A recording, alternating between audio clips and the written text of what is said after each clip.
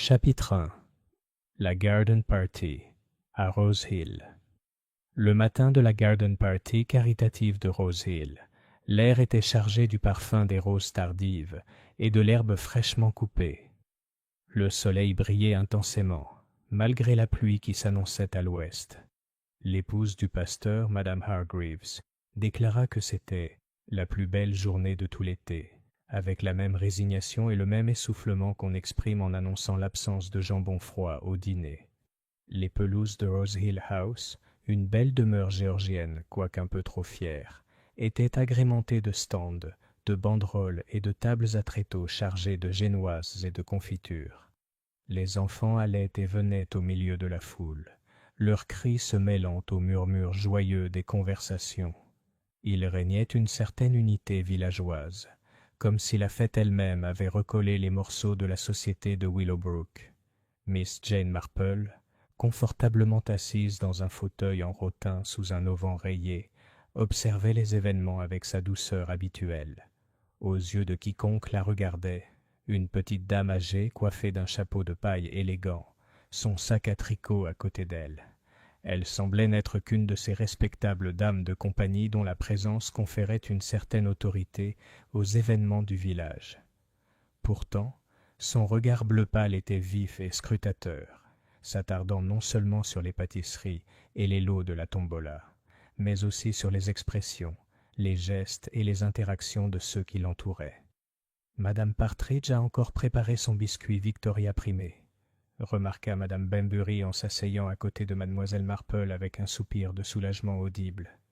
Mais j'ose dire qu'elle sera déçue si elle ne rapporte pas plus d'une demi-couronne. Miss Marple hocha légèrement la tête, ses aiguilles remuant doucement dans ses mains.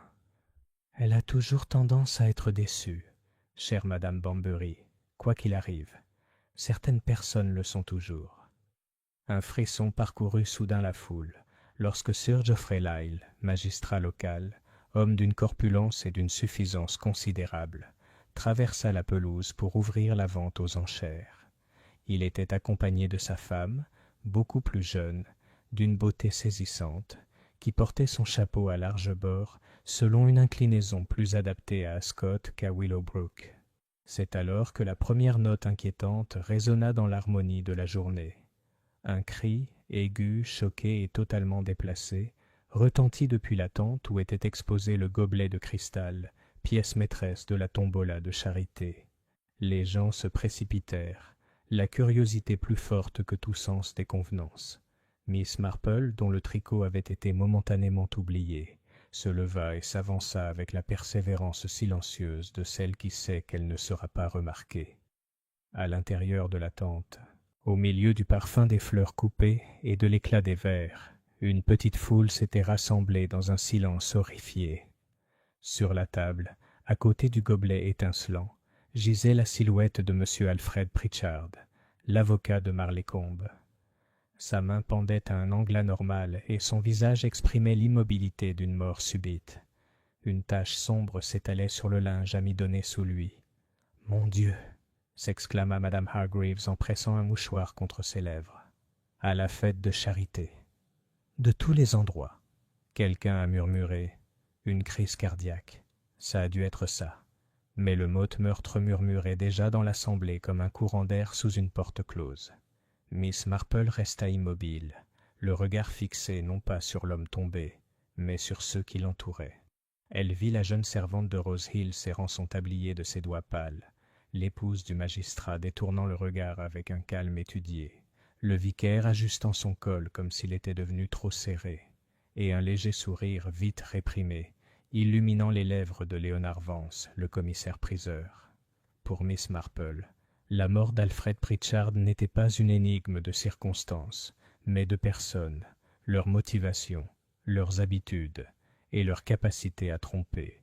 Et tandis que le village se rassemblait autour des rumeurs et des spéculations, elle savait avec une certitude absolue que cette garden party ne serait pas de sitôt oubliée. Chapitre 2. Murmures au presbytère. À l'heure du thé, la fête semblait avoir été délicatement retirée et déposée quelque part, à l'abri des regards. Seules subsistaient les banderoles, des fanions flétris, gênée qui s'agitait au moindre souffle de vent, tandis que les villageois s'éclipsaient par deux ou trois, parlant de ces voix tendues et haletantes, réservées aux naissances, aux décès et aux scandales entre cousins. Quelques chaises avaient été redressées et empilées. Les tables à tréteaux se dressaient comme des soldats maladroits en retraite. Sur la pelouse, près des hortensias, une tache de génoise piétinée marquait l'endroit où un enfant avait laissé tomber son prix et avait été hâtivement ramené chez lui. Miss Marple marchait, comme toujours, sans hâte ni lenteur. Son sac à tricot était sur un bras, et son ombrelle pointait vers le gravier pour éviter d'attirer l'attention, même si elle se plaisait à penser que l'attention la trouvait rarement sans son consentement. Elle traversa l'allée circulaire de Rose Hill, échangea un mot doux avec le majordome, qui n'était pas le majordome habituel, mais un cousin mobilisé pour les efforts de la journée, et se dirigea vers le chemin. Elle aurait pu retourner directement à son cottage de St. Mary Mead, si elle avait été n'importe qui d'autre. Mais il y a certaines coutumes à observer, et l'une d'elles, après une catastrophe, est de se rendre au presbytère pour savoir ce que l'Église dira et ce qu'elle ne dira pas. Le presbytère de Willowbrook était une maison ornée de glycines, avec un hall étroit et un salon où flottait toujours une légère odeur de cire d'abeille et de recueil de cantiques. Madame Hargreaves, corpulente sans être à l'aise, avait déjà réuni une petite cour autour de la table à thé. Madame Bambury, aux yeux comme des boutons polis, Madame Partridge, rose et humide comme si elle sortait elle-même du four, et Mademoiselle Lydia Ford, l'institutrice, dont le nez pointu et les cheveux soigneusement coiffés suggéraient une femme qui respectait scrupuleusement ses cahiers et sa vie. « Mademoiselle Marple, ma chère !» s'écria Madame Hargreaves, oscillant entre sollicitude et indignation, âme courageuse. « Entrez. J'ai dit à Hiram, Hiram étant son mari le vicaire, nous devons prendre le thé ensemble immédiatement. C'est ce qu'on fait en cas de crise. » Hiram était tout à fait d'accord. Il est en train d'écrire un mot à Sir Geoffrey. Miss Marple sourit, lui tendit ses gants et accepta un siège un peu en retrait du feu. « Vous êtes très bien, » dit-elle. « Une tasse de thé peut faire des miracles que les sermons ne peuvent pas faire, même si je ne le dis pas. Un peu de citron, si vous me le permettez. » Madame Hargreaves versa son sang et baissa la voix jusqu'à un murmure suffisamment autoritaire pour être entendu dans le village voisin. « Le docteur Pembroke dit que c'était le cœur, » annonça-t-elle. Le choc, la chaleur et cette effroyable agitation sous la tente. Mais bien sûr, la police insistera pour procéder à des examens. Je suis sûre qu'ils seront très minutieux, dit mademoiselle Ford avec la joie vive de quelqu'un qui marquerait la marge à l'encre rouge. L'inspecteur Lenford, paraît-il. On dit qu'il a le don de voir à travers les gens, pas comme le pauvre sergent Moffat qui ne voit jamais à travers quoi que ce soit, sauf s'il y a un trou à travers lequel regarder. Madame Partridge soupira. « Quel genre de chose ?» murmura-t-elle, puis irrésistiblement. « Avez-vous remarqué la position de l'épouse du magistrat, Lady Lyle ?» Elle ne s'avança pas. Elle regarda de côté. « Je dis toujours que cela signifie quelque chose. Quand la tarte de Madame Donnelly a disparu à Harvest, elle avait exactement la même apparence. Voulez-vous prendre un peu de biscuit, Victoria, Miss Marple ? Je ne dis pas que c'est mon meilleur, mais si vous ne l'observez pas de trop près, vous le trouverez tout à fait acceptable. »« Merci, » dit Miss Marple en acceptant un petit carré. « Lady Lyle est une belle jeune femme, » ajouta-t-elle doucement. « Bien trop beau, » dit Madame Bambury, qui n'avait jamais pardonné la jeunesse en général. « Et ce chapeau, plus adapté à un hippodrome qu'à l'œuvre du Seigneur. »« Allons, allons, » dit Madame Hargreaves. « Soyons généreux. Une tragédie, c'est produite sous le toit même de Sir Geoffrey. Il faut tenir compte de la nervosité. Et le pauvre Monsieur Pritchard. Imaginez le choc pour sa femme. Ou plutôt... » Elle marqua une pause délicate. « Y a-t-il une femme ? Je ne m'en souviens plus. »« Veuf, » répondit promptement mademoiselle Ford. « 2 ans au dernier carême. Une fille à Londres, mariée à un ingénieur civil. Pritchard vivait seul à Marleycombe, dans la maison près du parc, propre comme un sous neuf. Il avait une femme de ménage 3 jours par semaine, Madame Emmett, qui achète de la viande à M. Halliwell et est connue pour son sens de la discrétion. Madame Hargreaves serra les mains. « Lydia, tu sais toujours tout. »« C'est mon métier de savoir, » dit mademoiselle Ford d'un ton posé. « L'ignorance est un piège. Je préfère un chemin bien pavé. » Miss Marple prit une gorgée de thé qui, comme elle l'avait anticipé, avait été trop infusée par une main consciencieuse. « Monsieur Pritchard semblait en bonne santé ce matin, » observa-t-elle. « Il est resté un long moment sous la tente où étaient exposés les lots de la vente aux enchères. On a les pieds qui fatiguent à notre âge, et pourtant il ne s'est pas assis. Il était intéressé par le verre de cristal. »« Le gobelet !» La voix de madame Hargreaves tremblait sur ce mot. « À bien y penser, cette magnifique pièce, en cristal pur, dit madame Lyle, a été apportée d'un spécialiste de Bond Street. Un don anonyme, s'il vous plaît, même s'il ne faut pas croire qu'elle provient de leur propre cabinet. Je n'aime pas les cadeaux anonymes. Ils sont, disons, anti-anglicans. » « Il avait une drôle d'allure, » s'aventura madame Banbury. Enfin, le gobelet n'avait pas l'air bizarre. Il brillait comme il se doit. Mais il y avait quelque chose dedans, une tache. Je me suis dit, c'est de la poussière. Puis j'ai pensé, mais la poussière n'est jamais au centre, elle s'accroche au bord. Et je me suis souvenu de l'étagère du garde-manger de madame Partridge. « Poussière !» s'écria madame Partridge blessée. « Je vous assure, pas la tienne, ma chère, » dit précipitamment madame Banbury. « Sauf que parfois, ça arrive là où on s'y attend le moins. » Le regard de Miss Marple était doux. « Un point intéressant, » dit-elle. « Il y avait, je crois, un léger résidu, comme de la cendre. Nous ne l'avons remarqué qu'après coup, tant la lumière frappait les facettes de façon magnifique. Mais il y avait un petit quelque chose. De la cendre ?» Madame Hargreaves parut véritablement alarmée. « Pas de la cendre de cigarette, n'est-ce pas ? » « On ne devrait pas fumer sous la tente, » dit Hiram. « C'est tout à fait contraire aux Écritures. »« Je l'ignore, » dit Miss Marple. « J'ai seulement déjà vu une telle tâche. Une fois, lorsque notre femme de ménage de Saint Mary Mead, Madame Pike, a versé les cendres de la grille dans le petit seau en laiton et a manqué le coup, d'1 pouce. Les cendres ont dérivé et sont tombées, brillantes, sur un presse-papiers en verre. On ne croirait pas que les cendres puissent briller, mais elles brillent sous une certaine lumière, très petite, très révélatrice. Quoi qu'il en soit, dit mademoiselle Ford avec décision, si c'était de la cendre, cela n'a plus d'importance. L'homme est mort. C'est l'affaire du médecin et de la police. À ce moment-là, le vicaire entra, une liasse de papiers à la main et un pli entre les sourcils.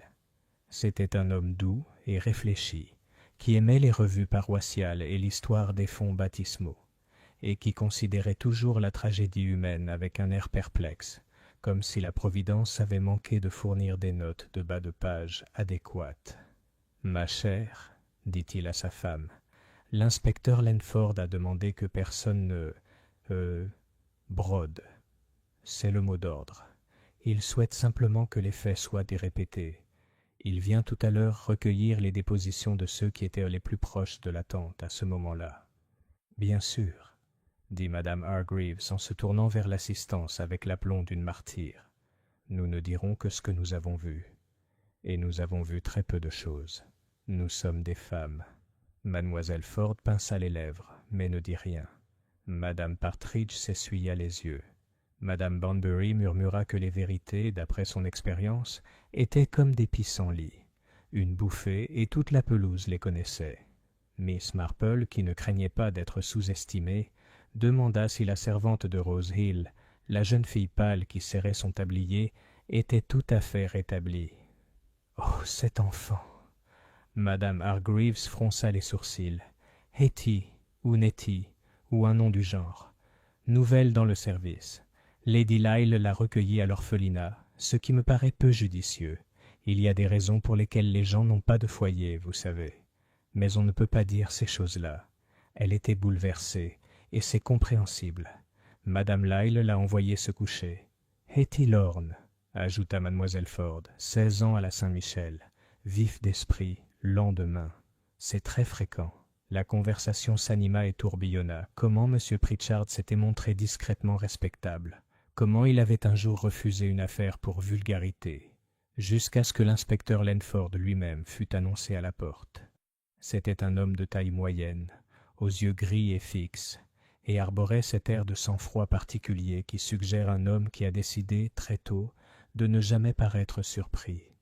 Ses bottes avaient le cirage d'un policier de campagne. Son carnet était de ce genre soigné et modeste qui n'inquiète pas les témoins. « Mesdames, révérend, dit-il en inclinant la tête, je suis désolé de vous déranger. Je serai aussi bref que possible. Le docteur Pembroke m'a informé que M. Alfred Pritchard était décédé d'une insuffisance cardiaque.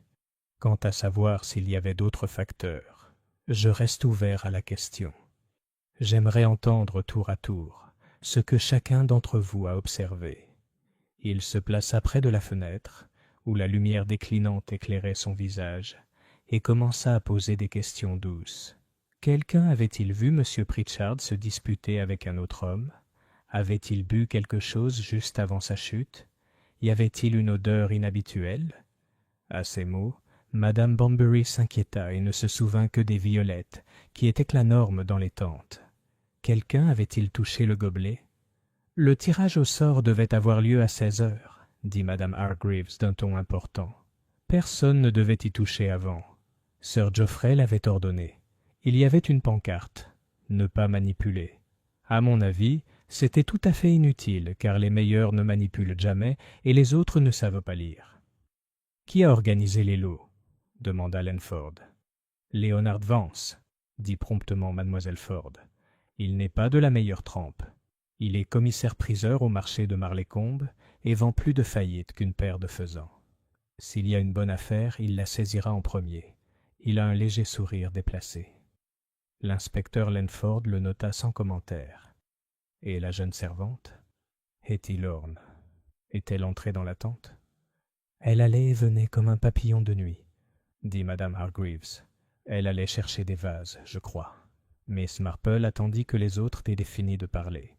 Lorsque Lenford se tourna vers elle avec un respect poli, il avait appris, au cours d'une carrière non exempte de faux pas, que les petites vieilles dames observèrent parfois beaucoup. Elle joignit les mains et parla très doucement. « C'est très peu, dit-elle. Monsieur Pritchard se tenait à la table où le gobelet était posé. Il semblait, disons, profondément satisfait.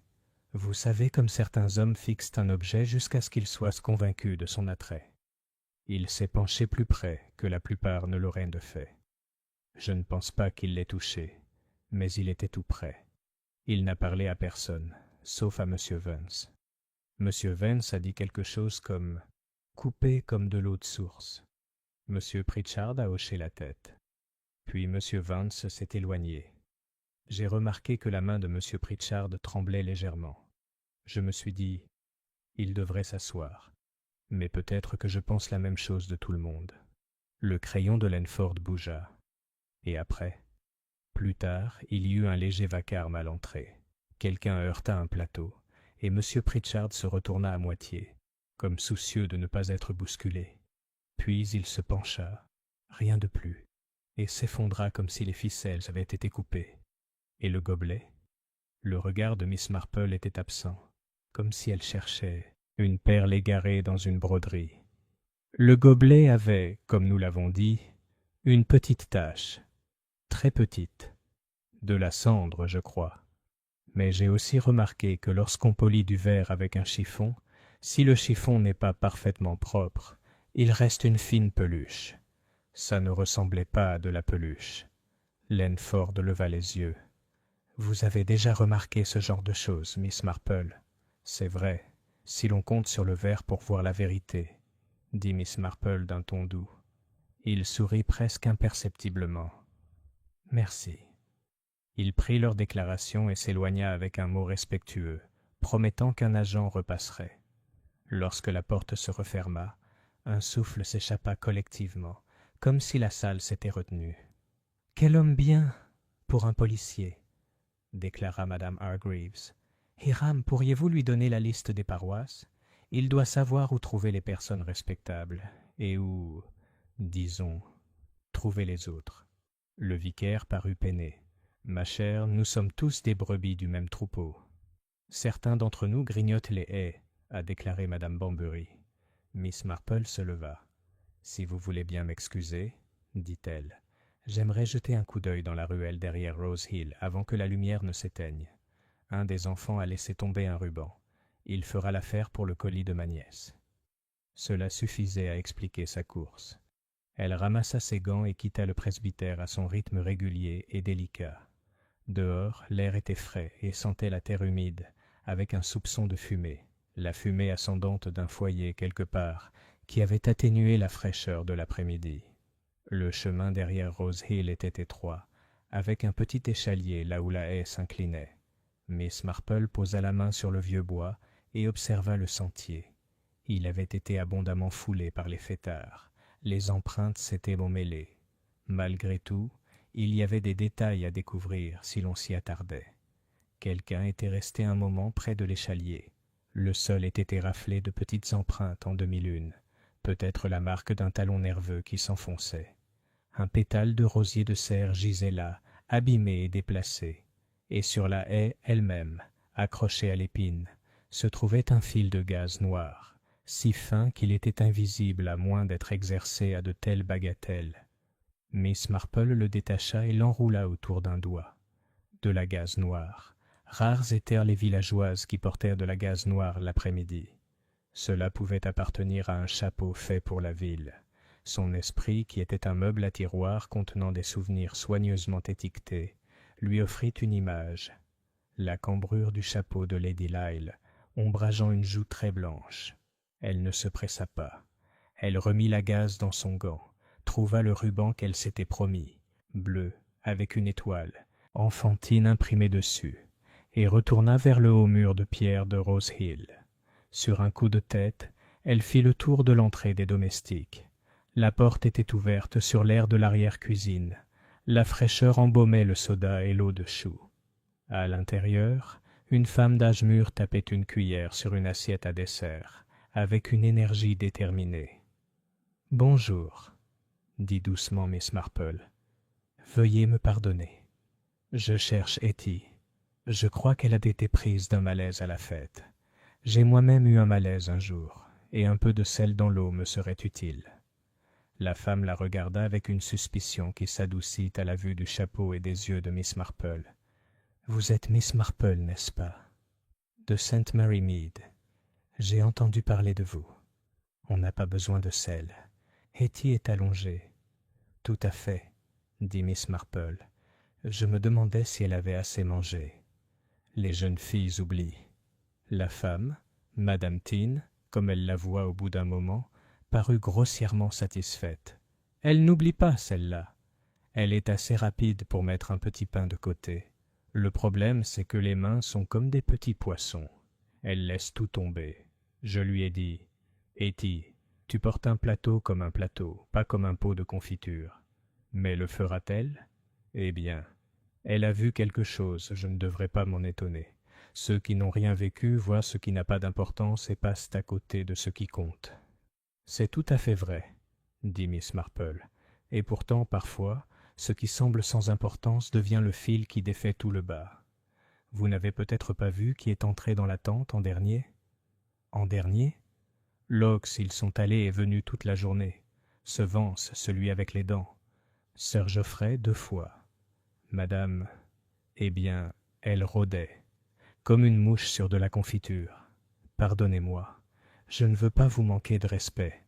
Elle est ma supérieure. Seules les mouches sont des mouches. Et Hetty? Hetty a pris le dernier lot de fleurs. Les vases se fanaient. Je lui ai dit, « Attention à tes coudes. » Elle est revenue, blanche comme un navet. « Monsieur Pritchard fixe le verre, Madame Tin, » dit-elle, comme s'il voyait des fantômes. « Quelle idiote! Allongez-vous, dis-je, et laissez ces messieurs regarder. » Et puis, il y a eu des cris. Miss Marple la remercia et laissa un mot à Hetty. Madame Tin devait la faire venir demain si la jeune fille avait encore mal à la tête. Miss Marple avait un cordial qui ne manquait jamais. Elle ressortit dans l'après-midi déclinant et trouva, à sa faible surprise, l'inspecteur Lenford à la grille, regardant le gravier comme un joueur d'échecs regarde un échiquier problématique. « Mademoiselle Marpeau, dit-il, je n'ai pas pu résister à l'envie de faire un tour dans le chemin. On voit mieux avec des bottes. Avez-vous vu quelque chose d'intéressant ? » « Seulement que quelqu'un s'est arrêté et a hésité, » dit Miss Marple. « Quand on veut absolument avancer, on ne s'énerve pas autant. » Lenford lui adressa un de ses petits sourires. « J'ai envoyé quelqu'un à Marleycombe pour s'enquérir des affaires de M. Pritchard. Il semble qu'il s'occupait d'une affaire pour Sir Geoffrey. Une affaire mineure, peut-être, ou peut-être pas mineure. »« Pas petit, » dit doucement Miss Marple. « Sir Geoffrey n'est pas du genre à consulter son avocat pour des broutilles. Et M. Pritchard n'était pas du genre à être négligent sous une tente. Il ne se penchait pas. Il se laissait bousculer. » Lenford haussa les sourcils. « Pousser ? Au sens moral du terme, » clarifia Miss Marple. « On les encourage à regarder, à admirer, à s'approcher plus que de raison. J'ai vu ça dans des brocantes. »« Tenez-le, madame, » dit le vendeur, et la pauvre dame, qui n'imaginait pas posséder un tel objet, le trouve soudain indispensable. Il existe des moyens de faire pression sur les gens sans avoir recours à la main. « Vance » demanda Lenford comme s'il testait le poids d'une pièce. « Peut-être. Il a l'air d'un homme qui se persuade d'abord lui-même et ensuite les autres. Mais il y a d'autres moyens. » Elle marqua une pause.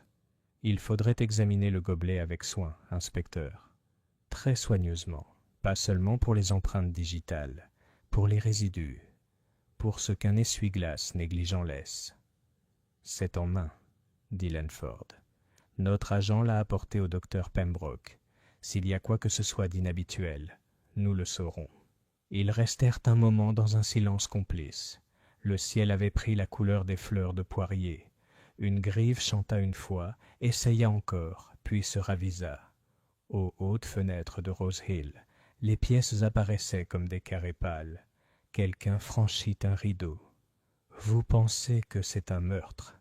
dit finalement Lenford, non pas comme une question, mais comme on pourrait s'en souvenir. « Je pense, » dit Miss Marple, « qu'un homme dont le cœur défaille en un instant a vu son cœur invité à défaillir. » Il hocha la tête.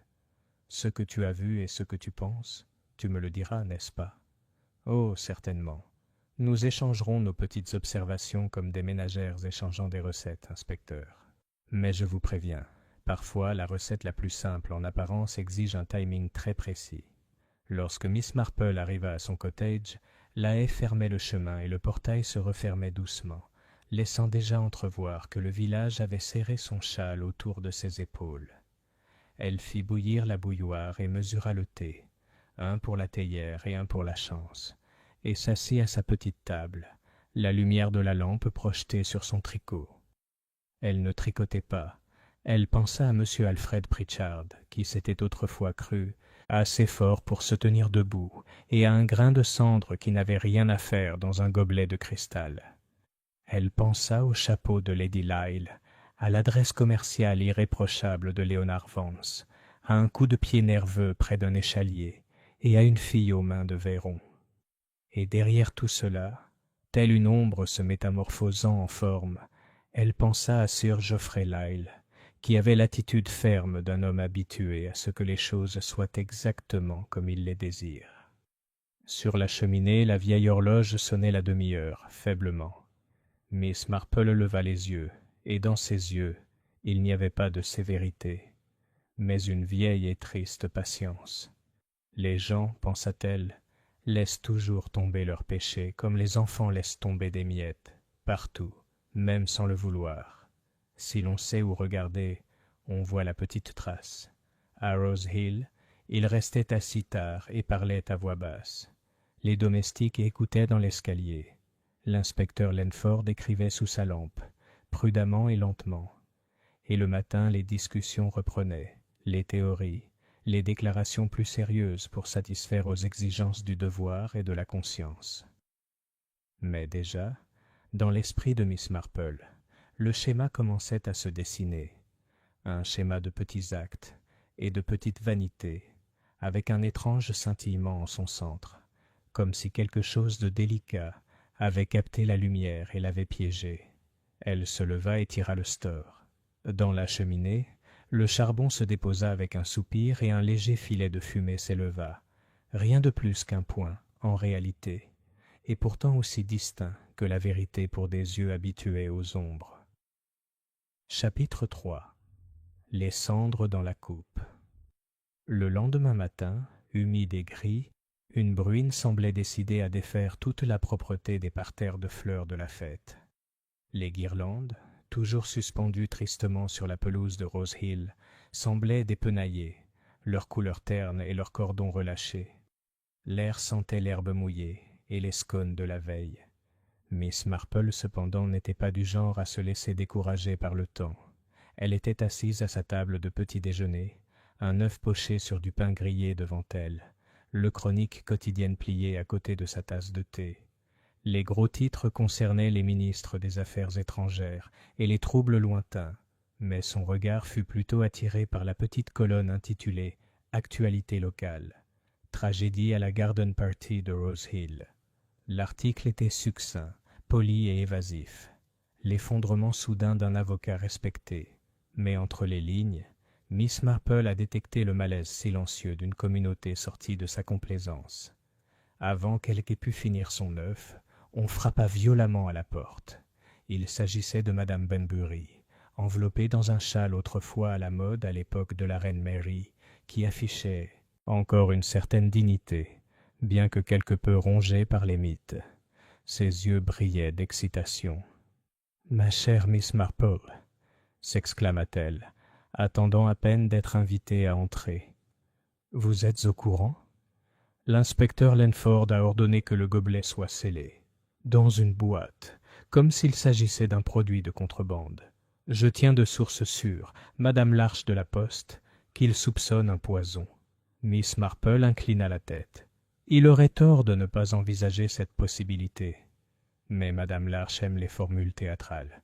Je ne serais pas surprise que la coupe soit simplement mise en sécurité. « En sécurité !» répéta Madame Banbury en s'asseyant sur la chaise la plus proche. « De qui ?»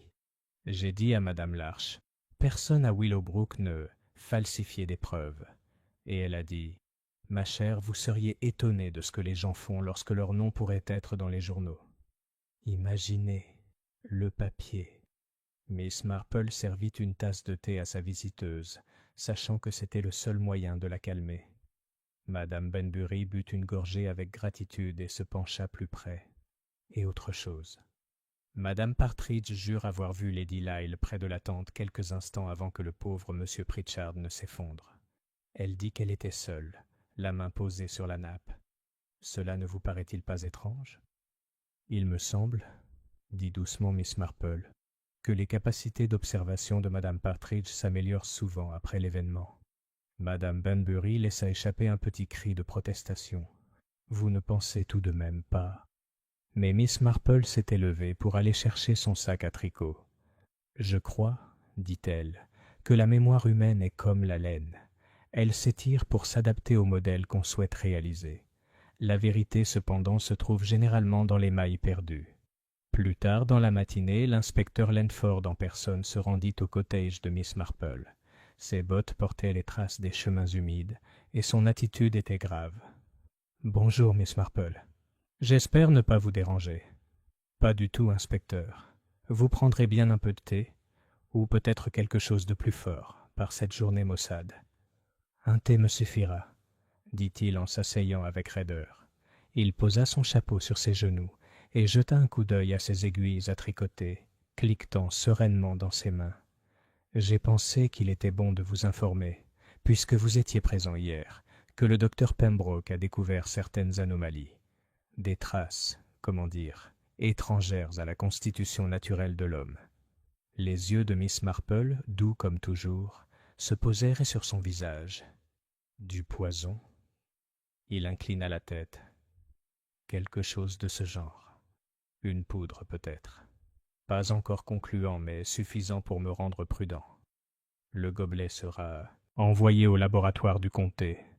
En attendant, j'aimerais savoir si vous avez vu M. Pritchard boire quelque chose. » Miss Marple marqua une pause, ses aiguilles immobilisées. « Pas dans un verre, inspecteur, mais je l'ai vu porter son mouchoir à ses lèvres, comme s'il avait goûté quelque chose de désagréable. C'est insignifiant, mais je remarque ses futilités. Lenford hocha la tête. Et cette coupe, les cendres qu'elle contient, comme certains l'ont dit, il y avait certainement des résidus, répondit Miss Marple.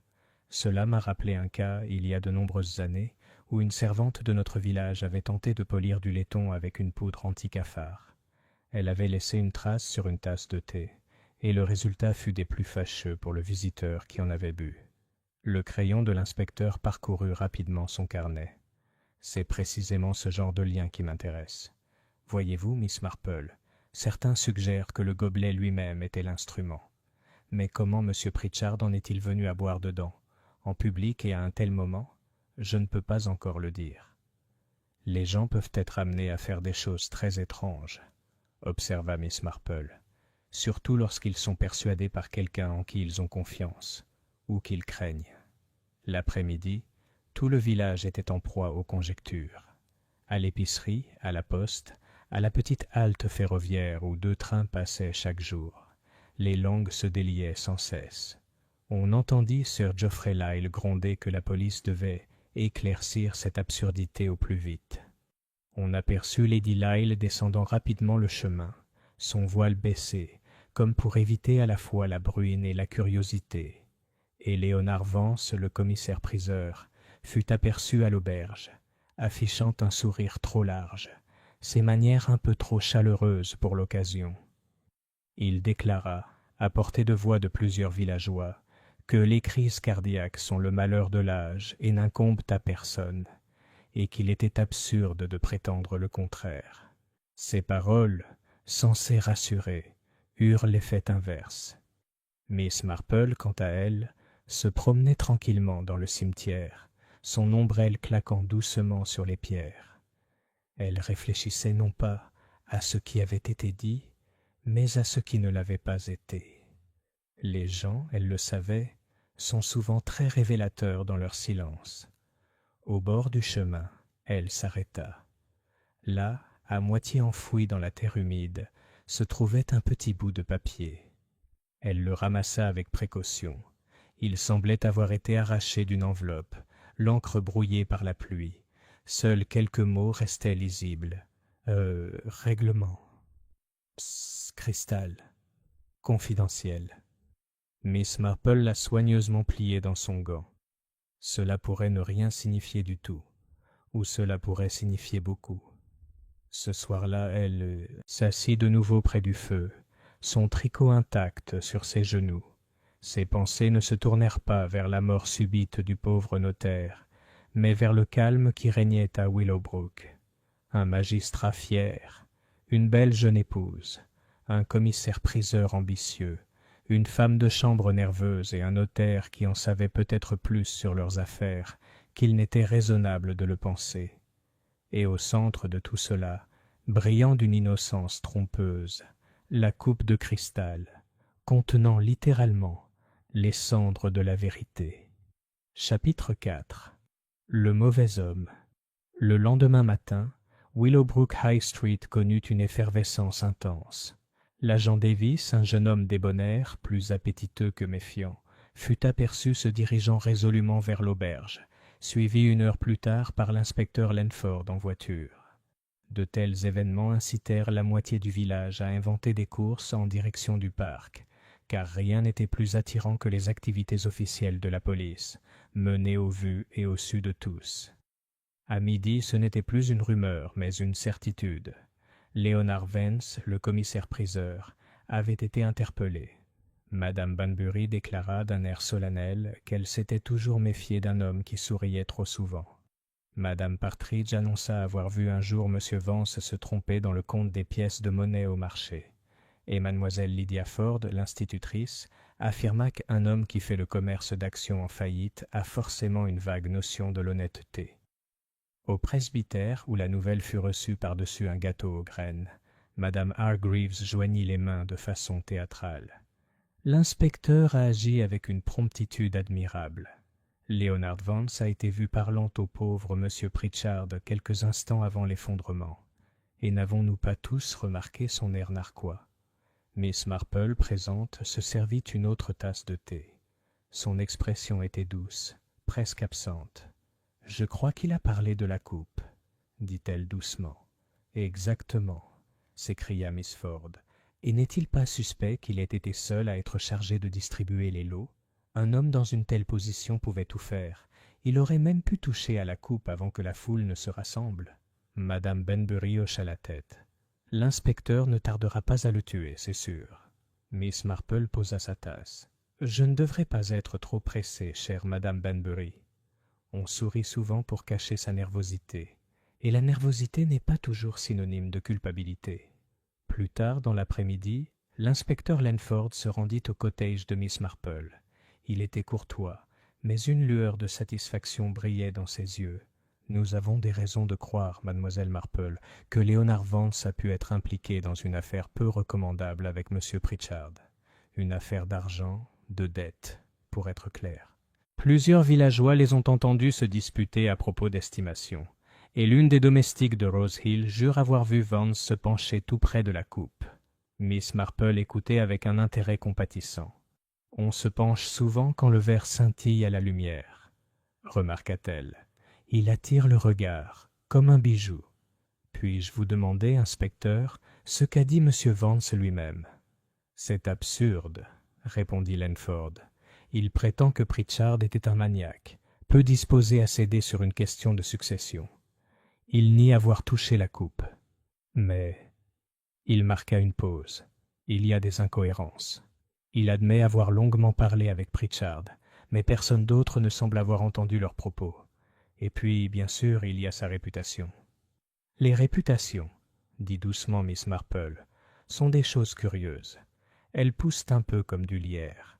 Elles s'accrochent souvent au mauvais mur et sont impossibles à enlever une fois fixées. » L'inspecteur sourit faiblement, mais son ton était empreint de détermination. « Néanmoins, je serais surpris que Vance ne soit pas notre homme. » Ce soir-là, les rumeurs enflèrent comme une marée. À l'auberge, les clients murmuraient que Vance avait été pris en flagrant délit avec le gobelet lui-même. À la poste, on racontait que Madame Emmett, la gouvernante de Pritchard, avait révélé que son employeur avait reçu des lettres de menaces. Et à l'épicier, la rumeur courait déjà que Vance avait tout avoué. Miss Marple, quant à elle, était assise dans son petit salon, son tricot reposant sur ses genoux. Elle songea à Léonard Vance, un homme aux manières faciles, parfois trop faciles, mais dépourvu de ce sang-froid impitoyable qu'elle associait à une véritable malice. Elle pensa à sa profession, qui consistait à persuader les gens d'acheter ce dont ils ne voulaient pas vraiment, et à quel point de telles habitudes pouvaient y paraître sinistres sous le prisme de la suspicion. Elle se souvenait aussi de l'expression de Lady Lyle au moment de l'effondrement de Pritchard, un sang-froid trop étudié, un regard détourné trop délibéré, et du mince fil de gaz noir qu'elle avait trouvé près de l'échalier. Miss Marple murmura « Non, pas Monsieur Vance. Un suspect facile est rarement le bon. On est si prompt à croire le pire des escrocs familiers qu'on oublie les péchés cachés des gens respectables. » Le lendemain, la bruine laissa place à un soleil pâle, et les allées des jardins de St. Mary Mead et de Willowbrook se remplirent à nouveau de villageois. À Rose Hill, les stores restèrent baissés, les Lyle ne recevant aucune visite. Le magistrat était, paraît-il, de mauvaise humeur, et sa femme, comme le confia une femme de chambre, s'était enfermée dans sa chambre pendant des heures. Miss Marple passa lentement le portail, son regard s'arrêtant non pas sur la maison, mais sur le gravier, où les roues de la voiture avaient tourné précipitamment. Elle songea, comme souvent, que la vérité était rarement dramatique. C'était généralement quelque chose d'infime, d'inaperçu, balayé comme une miette sur une nappe. Et ainsi, tandis que l'inspecteur Lenford poursuivait Léonard Vance, Miss Marple glissait son tricot sous son bras et pensait aux miettes, des miettes qui ramenaient toujours à la personne qui les avait laissées. Chapitre 5. Les ombres derrière les rideaux. Les accusations de l'inspecteur Lenford contre Léonard Vance semblaient se renforcer d'heure en heure. On vit la police entrer et sortir de l'auberge, où Vance disposait d'un modeste logement, et la rumeur courait que des documents avaient été saisis. Le soir venu, tout Willowbrook l'avait condamné par contumace, et seul le cuisinier du magistrat exprima de la sympathie, remarquant que M. Vance n'oubliait jamais de payer ses frais de scolarité. Miss Marple, cependant, restait sceptique. Elle passa la matinée dans son jardin, taillant les rosiers avec une délicate précision, tandis que ses voisins passaient lui raconter les derniers potins. Elle écoutait chacun avec un intérêt patient, mais son esprit, tel son sécateur, éliminait le superflu pour ne laisser que l'essentiel. Ce fut Madame Emmett, la gouvernante de M. Pritchard, qui apporta le premier fil conducteur. Elle arriva au cottage de Mademoiselle Marple, un bonnet noir fermement noué sous le menton, et une expression à la fois indignée et triste.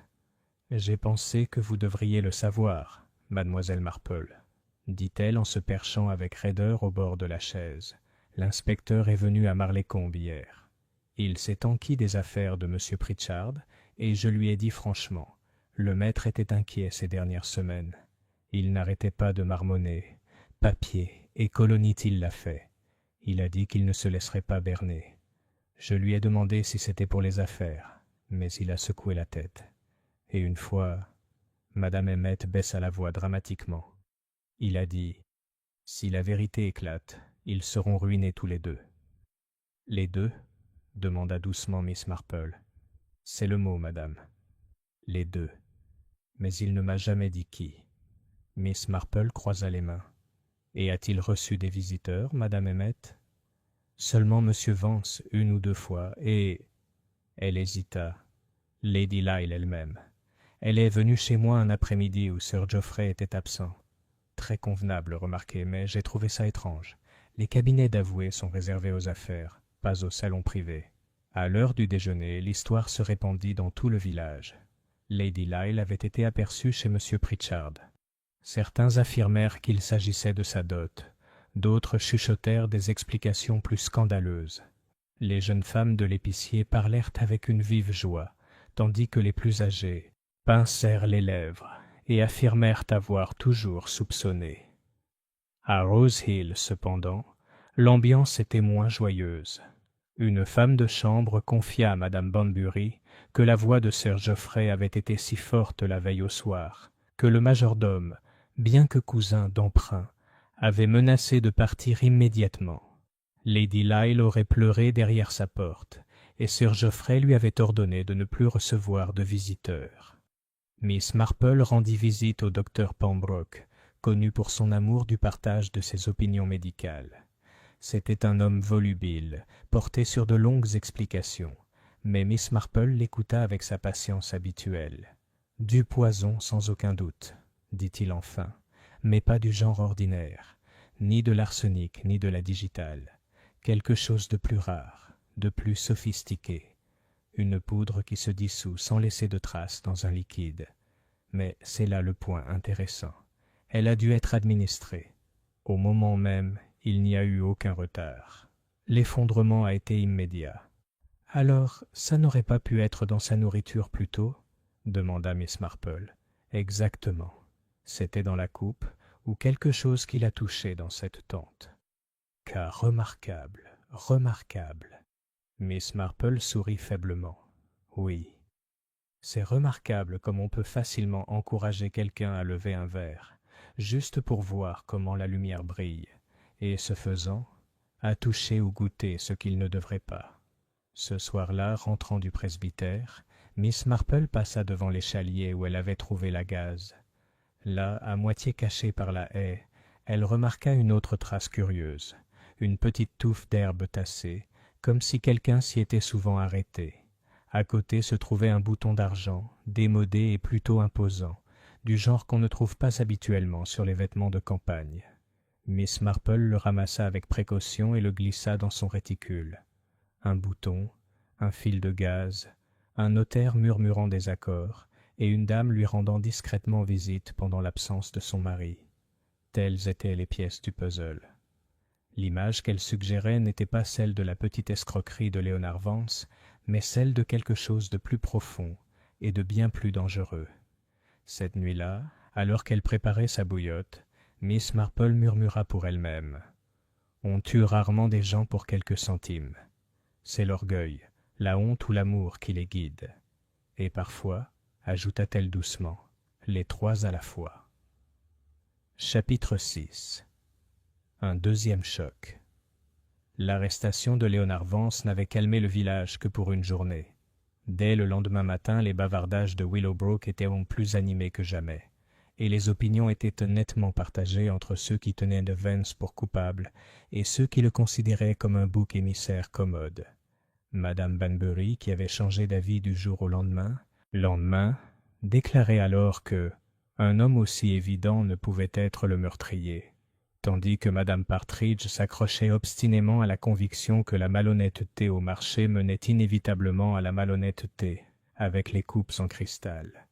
Miss Marple, qui ne condamnait ni ne défendait, était assise à tailler des brins de lavande pour les faire sécher lorsqu'une servante de Rose Hill, essoufflée, descendit la ruelle en courant. Son tablier était déchiré, son bonnet de travers et ses yeux écarquillés d'inquiétude. « Oh, Miss Marple, madame, venez vite !» s'écria-t-elle. « Il s'est passé encore une chose horrible. » À Rose Hill House, une petite foule s'était déjà rassemblée. Sir Geoffrey se tenait dans l'allée, le visage rouge et furieux, adressant des gestes erratiques à l'inspecteur Lenford. Lady Lyle, pâle et posée, se tenait à distance, une main légèrement pressée contre sa gorge. Les domestiques chuchotaient entre eux, jetant des regards furtifs à la grande façade de pierre. À l'intérieur de la bibliothèque, le spectacle était sinistre.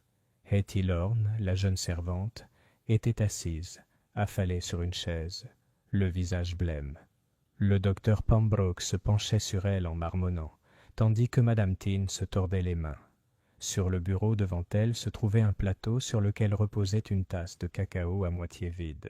« Elle se rétablira », annonça enfin le docteur Pembroke. « Ce n'était pas fatal, même si ça aurait pu l'être.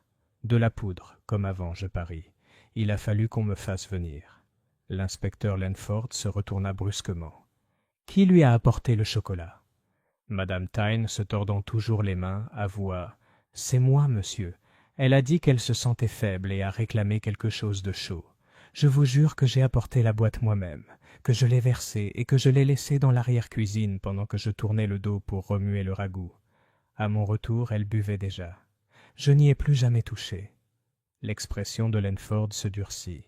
« Et puis quelqu'un est intervenu pendant cet intervalle. » Miss Marple, debout silencieusement sur le seuil, demanda avec douceur. « Puis-je parler à la jeune fille, inspecteur? Juste un mot ?» Le médecin s'agita, mais Lenford acquiesça. Miss Marple s'approcha d'Hetty et posa une petite main fraîche sur son bras tremblant. « Ma chère, ne te fatigue pas. Dis-moi juste, as-tu vu quelqu'un près du plateau ?» Les lèvres d'Hetty remuèrent faiblement. « Je pensais... » Elle déglutit péniblement. « La dame, son voile. Elle est passée si vite, je n'en étais pas sûr. J'ai pensé que c'était le courant d'air. » Miss Marple lui tapota la main.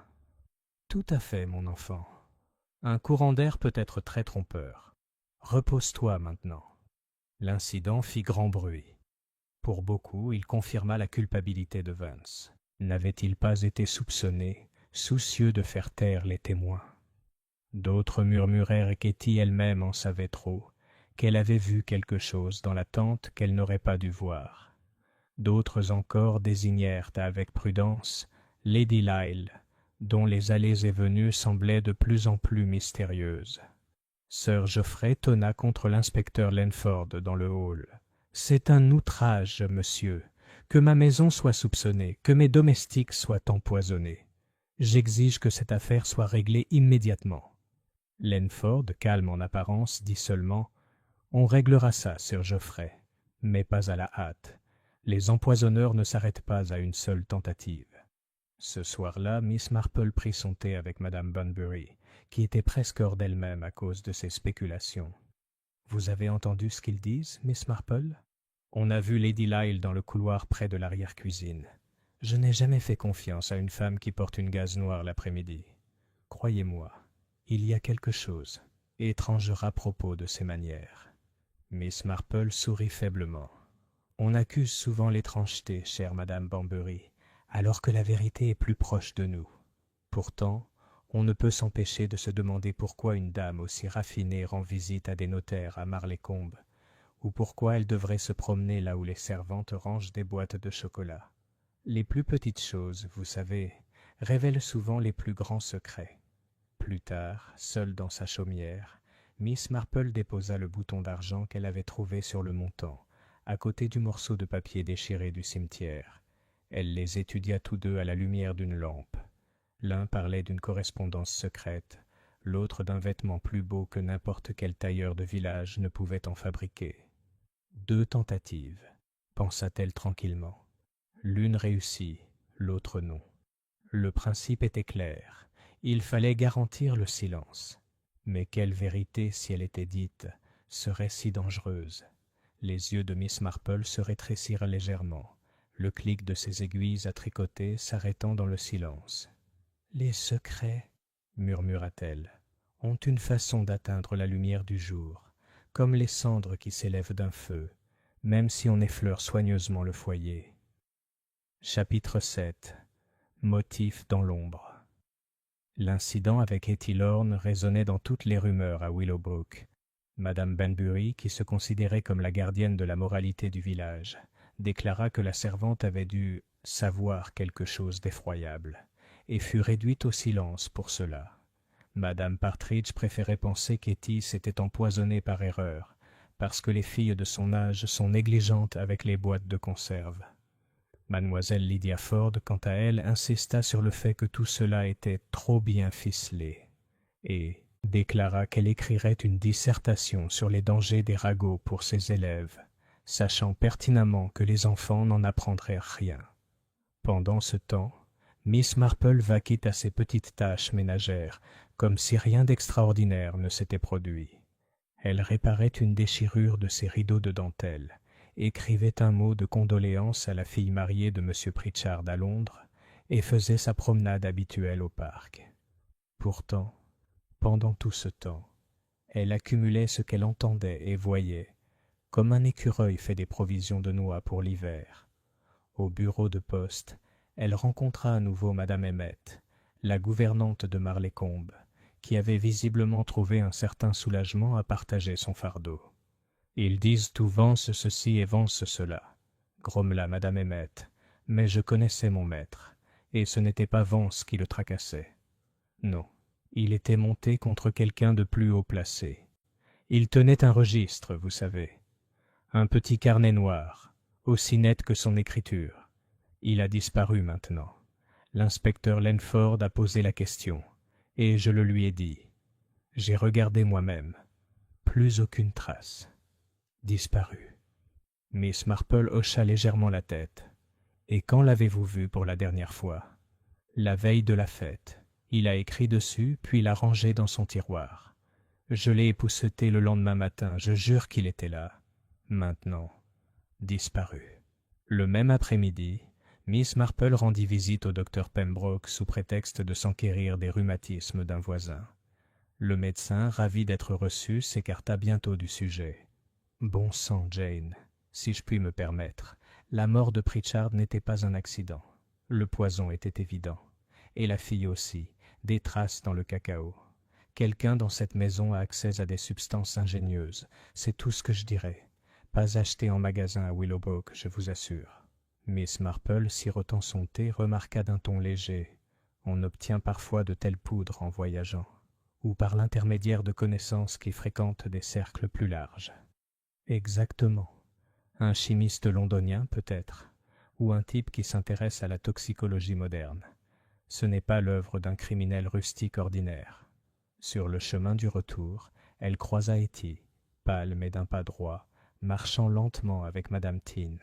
La jeune fille lança un regard effrayé à Miss Marple, mais lorsque la femme plus âgée murmura un mot gentil, Hetty lui serra la main. « Je ne voulais pas entendre, madame, » murmura-t-elle, « mais je l'ai entendu. » Sous la tente, Monsieur Pritchard a dit au monsieur « Je ne veux pas y participer. » Et le monsieur a répondu « Vous n'avez pas le choix. » C'est ce qui m'a effrayée. C'est pourquoi Elle s'interrompit, les yeux pleins de larmes. Miss Marple la rassura doucement. « Merci, ma chère. Parfois, la vérité éclate. Au grand jour, quand on pense que personne ne l'écoute. » Ce soir-là, l'inspecteur Lenford revint au cottage de Miss Marple. Son visage était marqué par la fatigue. « Je commence à penser que Vance est une fausse piste, » avoua-t-il. « Trop maladroit, trop flagrant. Il s'est peut-être disputé avec Pritchard, mais cette histoire de grand livre et de deuxième tentative, tout indique autre chose. » Miss Marple mit son tricot de côté. « Oui, un meurtre est rarement le fruit de querelles de shilling. C'est généralement l'orgueil, inspecteur, ou la peur du déshonneur. Il faut se demander, que savait M. Pritchard qui puisse ruiner non pas une, mais deux personnes ?» Lenford la regarda attentivement. « Tu crois que c'est Lady Lyle ?»« Je pense, » dit doucement Miss Marple, « que les apparences sont trompeuses. Un joli visage peut cacher le chagrin ou la peur. Mais je pense aussi que Sir Geoffrey est un homme qui ne tolère pas que sa dignité soit atteinte, même par sa propre femme. Un mariage est souvent plus complexe qu'il n'y paraît aux yeux de ses voisins. » Elle jeta un coup d'œil au petit bouton d'argent posé sur sa cheminée, qui tournoyait à la lumière de la lampe. Et parfois, un seul fil d'un vêtement défait toute la parure. Cette nuit-là, Miss Marple écrivit 2 brefs messages, l'un à l'inspecteur Lenford, lui suggérant d'enquêter discrètement sur les opérations financières de Sir Geoffrey, l'autre à sa nièce à Londres, lui demandant si elle pouvait se renseigner sur les affaires de la famille Lyle en ville. Car Jane Marple savait que la vérité sur les tragédies villageoises s'étendait souvent bien au-delà des haies et des cimetières, jusque dans les salons et les maisons de commerce de la haute société londonienne. Elle posa sa plume, joignit les mains et murmura « Oui, tout à fait. Il ne faut pas seulement regarder qui tenait le gobelet, mais aussi qui aurait à perdre si M. Pritchard parlait. » Chapitre 8. L'affaire Lyle. Au matin suivant la fête, les stores de Rose Hill étaient à nouveau baissés. On aperçut Lady Lyle dans le jardin, marchant lentement avec un parasol malgré le ciel couvert. Sa silhouette, élancée et gracieuse, semblait presque spectrale sur les allées de gravier. Les villageois observaient discrètement depuis le chemin et chuchotaient entre eux. Certains lui attribuaient la pâleur de la culpabilité, d'autres la tristesse d'une innocente prise au piège. Pendant ce temps, Sir Geoffrey s'était mis à foncer dans sa voiture, traversant bruyamment Willowbrook et Marleycombe, le chapeau enfoncé et l'air tonitruant. Il ne s'arrêtait pour saluer personne, ce qui aux yeux des villageois était plus suspect que s'il avait crié des accusations depuis le toit. Ce matin-là, mademoiselle Marple reçut une lettre, transmise rapidement par sa nièce de Londres. Elle était courte, mais significative. « Ma très chère tante Jane, en réponse à votre question, les finances de Sir Geoffrey Lyle ne sont pas ce qu'elles paraissent. Ses avoirs dans le transport maritime ont beaucoup souffert. On m'informe discrètement que ses créanciers le pressent et qu'un règlement concernant la dot de sa femme est à l'étude. Monsieur Pritchard, semble-t-il, a été consulté. On évoque également une querelle entre Sir Geoffrey et sa femme, bien que ces faits soient souvent exagérés. Avec affection, Dolly. » Miss Marple plia soigneusement la lettre. Elle repensa aux paroles de Madame Emmett. Si la vérité éclate, cela les ruinera tous les deux, et réfléchissait que la ruine prenait de nombreuses formes, financières, sociales, morales. Cet après-midi-là, l'inspecteur Lenford la revit. Il paraissait plus épuisé qu'auparavant, mais ses yeux brillaient de nouvelles informations. « Vous aviez raison, Miss Marple. Les affaires de Sir Geoffrey sont précaires. J'ai parlé à son notaire londonien. Il l'a reconnu. De lourdes dettes, discrètement dissimulées, mais qui s'accumulaient. Et voici le plus curieux. Monsieur Pritchard préparait des documents qui auraient de protéger la dot de Lady Lyle contre les créanciers de son mari. C'était parfaitement légal, mais... Eh bien, Sir Geoffrey n'aurait guère apprécié. » Miss Marple hocha la tête. « Les hommes fiers, inspecteur, acceptent rarement les garanties qui affaiblissent leur autorité. »« Exactement. Mais alors, pourquoi tuer Pritchard? Les papiers existent toujours, à moins que... » Il s'interrompit. « À moins que le grand livre, répondit doucement Miss Marple. Un registre privé. Il manque. Un registre qui va au-delà des finances, je pense. Plus tard dans la soirée, Miss Marple prit le thé avec Madame Hargreaves, qui était très agitée. « Ma chère, vous n'imaginez pas ce qu'on vient de me dire. Le majordome, oui, le cousin, a déclaré avoir entendu des voix s'élever dans la bibliothèque le matin même de la fête. Sir Geoffrey criait, et M. Pritchard répondait avec fermeté. Quelque chose comme déshonneur et pas d'autre choix. Et puis, silence. Madame Banbury, arrivée sans invitation, se pencha. Et vous savez quoi d'autre? Hetty elle-même a dit, bien qu'elle n'aurait pas dû, avoir vu Lady Lyle pleurer dans cette même bibliothèque moins d'une heure plus tard. Des larmes, remarquez. J'ai toujours dit que les belles femmes sont une nuisance. Elles attirent le malheur. Miss Marple écoutait poliment, son tricot cliquetant doucement. Il est curieux, observa-t-elle, de voir combien de fois les querelles dans les salons se propagent au-delà des murs, jusqu'à troubler les recoins les plus calmes d'une fête de village. Ce qui commence dans une bibliothèque peut se terminer tragiquement sous une tente de verrerie. Cette nuit-là, assise près de son modeste feu, Miss Marple arrangeait ses pensées comme des fils sur un métier à tisser. Un magistrat, fier et endetté. Une jeune épouse, riche mais peut-être craignant la disgrâce. Un notaire, déterminé à préserver sa fortune. Un registre disparu, contenant on ne sait quel secret. Et maintenant, 2 tentatives. L'une réussie, l'autre heureusement déjouée. Le regard de Miss Marple était doux, mais fixe. « La question n'est pas de savoir qui haïssait M. Pritchard, » murmura-t-elle, « mais qui le craignait. La peur transforme en tueurs ceux qui, autrement, n'auraient jamais osé commettre un meurtre. » Elle se pencha pour ajuster le feu. Une bouffée de cendre s'éleva, s'enroulant vers le haut avant de disparaître. Elle l'observa attentivement, comme si ce petit filet gris contenait la clé de toute l'affaire. Chapitre 9. Les fils de la peur. L'inspecteur Lenford n'était pas homme à se laisser aller aux fantaisies, mais dès le 4e matin, son sang-froid commençait à faiblir. Il l'avoua à Miss Marple lorsqu'il se présenta à son cottage, les bottes encore humides de la rosée des pelouses de Rose Hill. « Je n'arrive pas à le déterminer, » avoua-t-il. « Tout mène aux Lyle. Leurs finances, leurs querelles, la visite de Lady Lyle à Marleycombe, même cette histoire de cacao.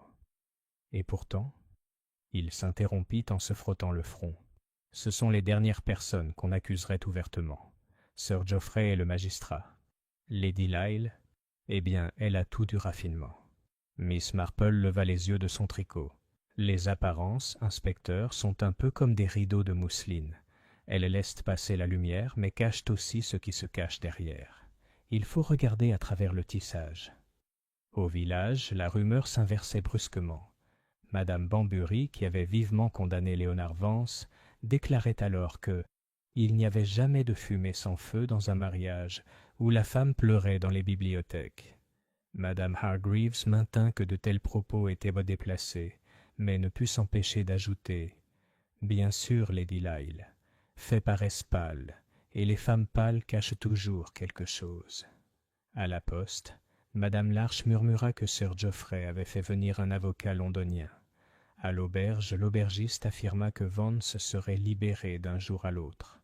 Et partout, le refrain était le même. Si Pritchard a été tué pour ce qu'il savait, qui d'autre pourrait être en danger? Miss Marple elle-même rendit visite à Lady Lyle cet après-midi-là.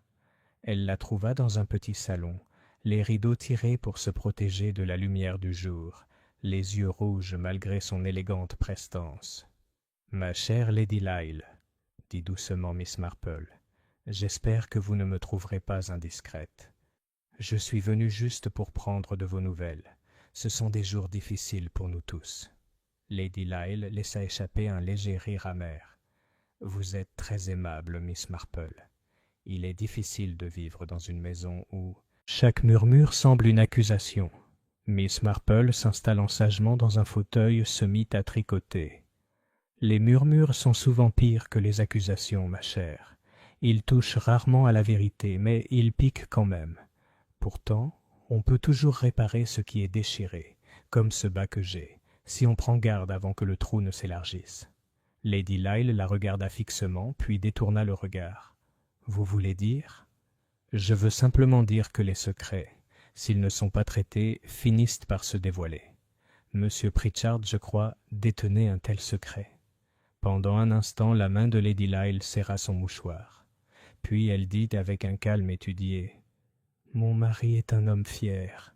Il ne tolérera pas la moindre atteinte à son honneur. Et moi... » Elle s'interrompit, puis ajouta rapidement, « Il n'est pas facile pour une femme de voir l'homme qu'elle a épousé rabaissé. » Miss Marple ne dit rien de plus. Elle se contenta de claquer doucement ses aiguilles, comme si ce son pouvait lui-même susciter des confidences. Ce soir-là, Hetty Lorne se glissa jusqu'au cottage de Miss Marple. Elle était toujours pâle, mais plus calme, et ses yeux brillaient d'une détermination effrayée. « Il fallait que je le dise à quelqu'un, » murmura-t-elle. « Ce n'était pas seulement la dispute sous la tente. J'ai vu Lady Lyle moi-même ce matin-là, à l'échalier près de la ruelle. Elle pleurait et a laissé tomber quelque chose. J'avais l'intention de le lui rendre, mais j'avais peur. C'était une lettre. Je l'ai toujours. » De son tablier, elle sortit une enveloppe froissée. Miss Marple la lissa délicatement. L'écriture était tachée, mais les mots s'étaient clairs. « Si l'accord est signé, ce sera la fin pour moi. Détruisez-le pour notre bien à tous les deux. » Il n'y avait pas de signature, seulement des initiales. G.L. Miss Marple plia soigneusement la lettre. Elle ne dit rien, mais son regard se posa pensivement sur le visage anxieux d'Hetty. « Tu as bien fait de m'apporter ceci, ma fille. La vérité est fragile. Il faut la manipuler avec douceur. » Après le départ d'Hetty, Miss Marple déposa la lettre à côté du bouton d'argent et du bout de papier dans son bureau. 3 petits morceaux, pourtant réunis, formaient un motif. Fierté, secret et peur, tissés dans la vie de Rose Hill. Elle se renversa en arrière, son tricot posé sur ses genoux. « Oui, » murmura-t-elle, « il est presque terminé. La difficulté n'est pas de savoir OMS, car cela est assez clair, mais en le montrant, de telle manière que la main coupable se trahisse. » Ses yeux bleu pâle brillèrent un instant d'une résolution tranquille. Un petit piège, peut-être. Quelque chose de très simple, très anglais. Une épreuve de nerfs plutôt que de force. Et avec cette pensée, Miss Marple retourna sereinement à son tricot, tandis que dehors, les ombres du soir s'allongeaient sur la ruelle, et la grande maison de Rose Hill restait silencieuse derrière ses stores tirés. Chapitre 10. Un piège silencieux. L'inspecteur Lanford avait libéré Leonard Vance, sans cérémonie toutefois. Le commissaire-priseur regagna son logement, rouge d'indignation, et déclara haut et fort dans le salon de l'auberge qu'il avait été maltraité par les autorités. Il offrit même une tournée de bière à la compagnie, mais la plupart déclinèrent poliment, refusant toujours de s'asseoir trop près d'un homme dont le nom avait été associé à du poison. La véritable tempête, cependant, se préparait à Rose Hill. Sir Geoffrey était devenu si furieux que même les domestiques murmuraient qu'il allait partir. Lady Lyle était de moins en moins visible, le visage pâle derrière son voile, et Hetty, bien que guérie, s'accrochait à Miss Marple comme un oiseau effrayé, refusant de retourner à ses occupations sans le regard constant de Madame Thane. Miss Marple rendit visite à l'inspecteur Lanford ce matin. Elle le trouva dans le salon de l'auberge, son carnet ouvert, le front plissé. « J'ai des témoignages, des bouts de papier, des rumeurs à remplir un coffre paroissial, » avoua-t-il, « mais rien que je puisse mettre dans un acte d'accusation. Pritchard a été réduit au silence, oui.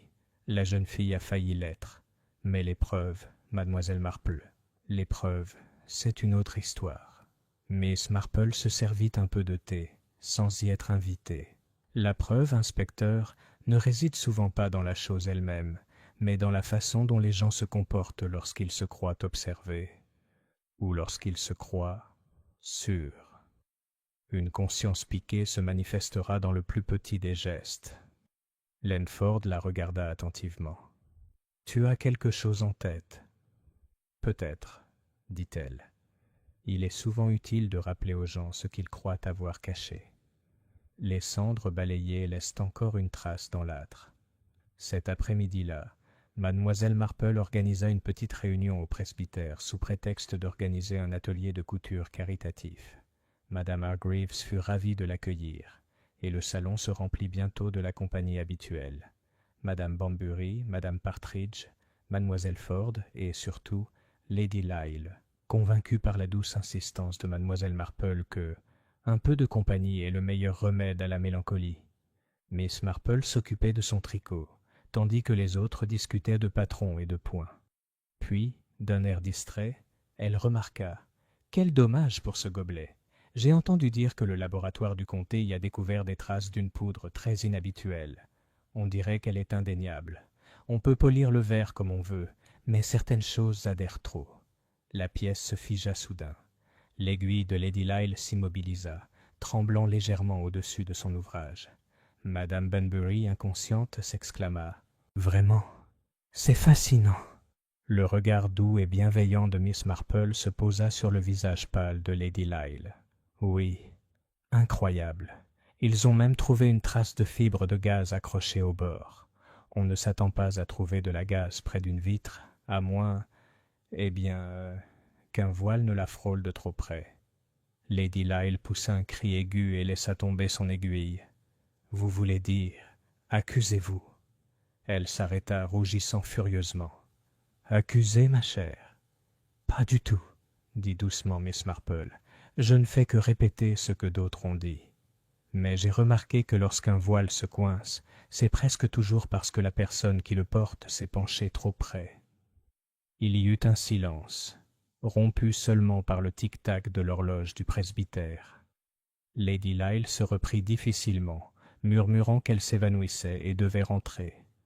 Madame Hargreaves s'occupa d'elle, mais Mademoiselle Marple se contenta d'incliner la tête, comme satisfaite de ce qu'elle avait vu.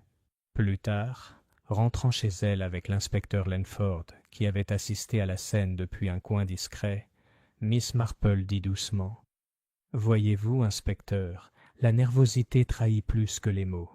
La culpabilité ne se crie pas, mais se murmure dans le tremblement d'une main, la chaleur soudaine d'une rougeur. » Lenford hocha la tête pensivement. « Et pourtant, et alors ? Des soupçons, certes, mais toujours pas de preuves. » Les yeux de Miss Marple brillèrent faiblement. « Oh, la preuve viendra, inspecteur. Il suffit d'en fournir l'occasion. Ceux qui ont tué une fois, et presque deux, ne peuvent pas se reposer. Ils doivent se protéger davantage, et ce faisant, ils se trahissent. » Elle regarda la silhouette sombre de Rose Hill, se découpant sur le ciel crépusculaire. La coupe, les cendres, le registre manquant, ce sont tous des fils. Et si l'on tire sur le bon fil, toute la tapisserie s'effondrera. Ce soir-là, Miss Marple était assise dans son petit salon, tricotant sans toucher sur ses genoux, la lueur du feu vacillant sur son visage pensif. Elle songeait au calme fragile de Lady Lyle, à la fierté tonitruante de Sir Geoffrey, aux murmures craintifs d'Hetty et aux esquives prudentes de ceux qui avaient trop à perdre. « Un piège, » murmura-t-elle, « mais pas de force, seulement de conscience, que les coupables se croient démasqués, et ils se démasqueront eux-mêmes. » Elle se leva, éteignit sa lampe et tira les rideaux. Dehors, la nuit était calme, mais à Rose Hill, pensa-t-elle, le repos serait rare. Chapitre 11. Le grand livre fait surface.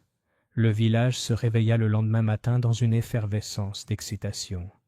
La nouvelle s'était répandue que le grand livre disparu, le carnet noir de M. Pritchard, avait été retrouvé. La nouvelle circula avec délectation de l'épicier à la poste, des marches de l'église au comptoir de l'auberge. Personne ne s'accordait vraiment sur l'endroit où il avait été trouvé. Certains disaient dans les appartements de Vance, d'autres murmuraient qu'il était caché sous les coussins des bancs du presbytère.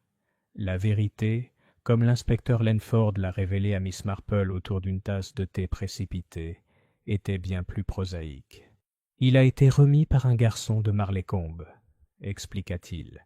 On l'a retrouvé jeté dans la haie. Quelqu'un a essayé de le brûler, mais l'humidité l'a sauvé. Plusieurs pages ont été brûlées, d'autres déchirées. Pourtant, il y a suffisamment d'informations pour montrer ce que Pritchard savait. Miss Marple croisa les mains. « Et que savait-il, inspecteur » Langford baissa la voix. « Un registre de dettes et de règlements. Le nom de Sir Geoffrey apparaît souvent, bien trop souvent. Il avait emprunté sur des terres, sur des navires, sur des revenus futurs. Et il y a plus encore, une note concernant des accords confidentiels, des initiales seulement, mais qui correspondent à la famille de Lady Lyle. Il semble que sa fortune ait été liée aux entreprises de son mari, malgré les garanties. Pritchard était prêt à la révéler. Miss Marple hocha lentement la tête. Et être exposé serait synonyme de ruine, ruine sociale autant que financière. Peu d'hommes de la fierté de Sir Geoffrey pourraient en supporter une telle humiliation. Peu d'épouses non plus, redoutant les murmures de la société plus que les privations. À midi, le village était en pleine effervescence. À la poste, Madame Larche déclara que le registre prouvait que Sir Geoffrey était un scélérat. Chez l'épicier, Madame Bambury maintenait que Lady Lyle était la coupable. Aucune femme ne s'évanouit devant un gobelet sans y avoir trempé la main. Madame Partridge, qui se targuait de charité, secoua la tête. Je continue de penser que Léonard Vance en sait plus qu'il ne le dit. Hetty, pâle et déterminée, partit à la recherche de Miss Marple dans son cottage. Elle serrait nerveusement un mouchoir. « Ils ne me croiront jamais, madame, mais je l'ai bien entendu ce jour-là sous la tente. Monsieur Pritchard a dit « Je ne le détruirai pas », et le gentleman a répondu « Vous le ferez, sinon ce sera votre fin. » C'était la voix de Sir Geoffrey. Je le jure. Miss Marple posa une main réconfortante sur la sienne. « Je vous crois, ma chère. Le problème, c'est que les autres ne le feront pas, à moins de voir de leurs propres yeux ce que leur cœur soupçonne déjà. » Ce soir-là, Miss Marple invita l'inspecteur Langford à son cottage. Sur la table se trouvait sa pile de tricots bien rangée, à côté du bouton d'argent, du bout de lettre et du fragment brûlé du registre qu'il lui avait permis d'examiner. « Voyez-vous, inspecteur, dit-elle, nous sommes ici en proie à l'orgueil, à la peur et au désir de silence. Sir Geoffrey a les motivations les plus fortes, Lady Lyle la plus grande, crainte. Mais la preuve ne réside pas dans les documents, qui peuvent être niés, ni dans les ragots, qui peuvent être passés sous silence. La preuve réside dans le comportement. Un homme ou une femme qui croit que les preuves contre lui ont été découvertes ne peut que se trahir. » Langford se pencha en avant. « Tu veux tendre un piège. »« Seulement une personne très douce, » répondit Miss Marple. « Les gens se révèlent lorsqu'on les confronte non pas à une accusation, mais à une suggestion. Si vous réunissiez la maisonnée à Rose Hill et mentionniez que certains nouveaux, si des preuves ont été trouvées, quelque chose de très spécifique, bien que pas vraiment en notre possession, vous verriez qui hésite. » Langford la regarda un long moment, puis hocha la tête. « Très bien. Quelle preuve vais-je inventer ?»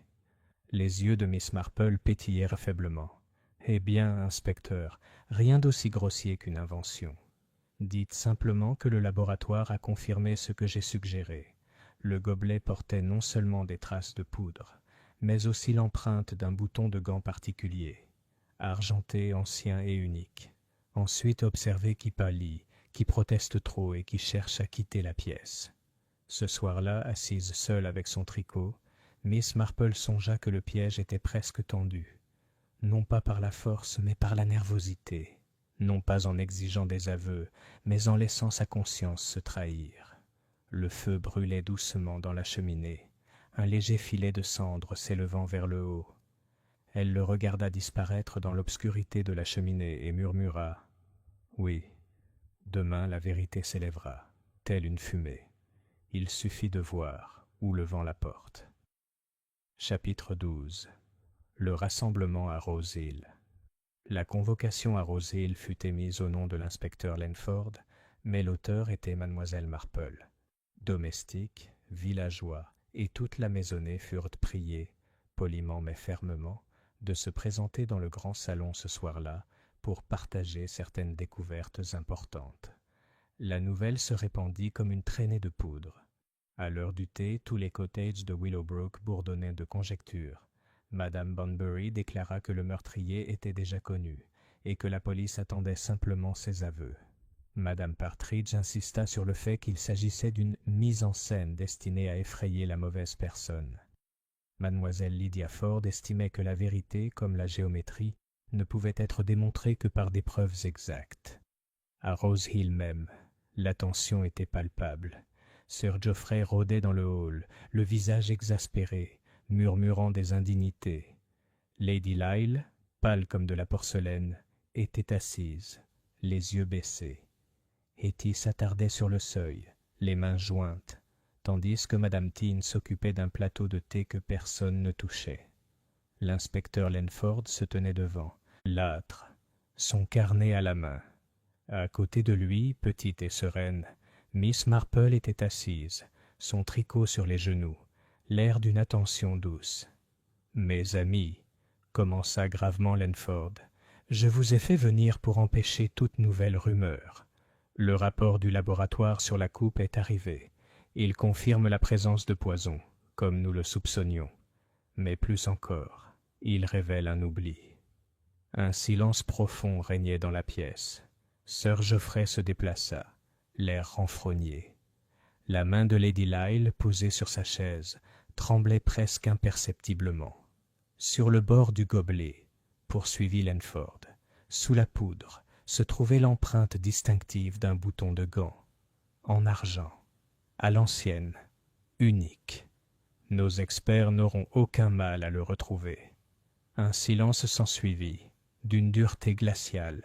Sir Geoffrey laissa échapper un rire rauque, absurde, des supercheries scientifiques et des ragots de village. Aucun tribunal en Angleterre ne croirait à de telles absurdités. Mais Lady Lyle poussa un petit cri étranglé.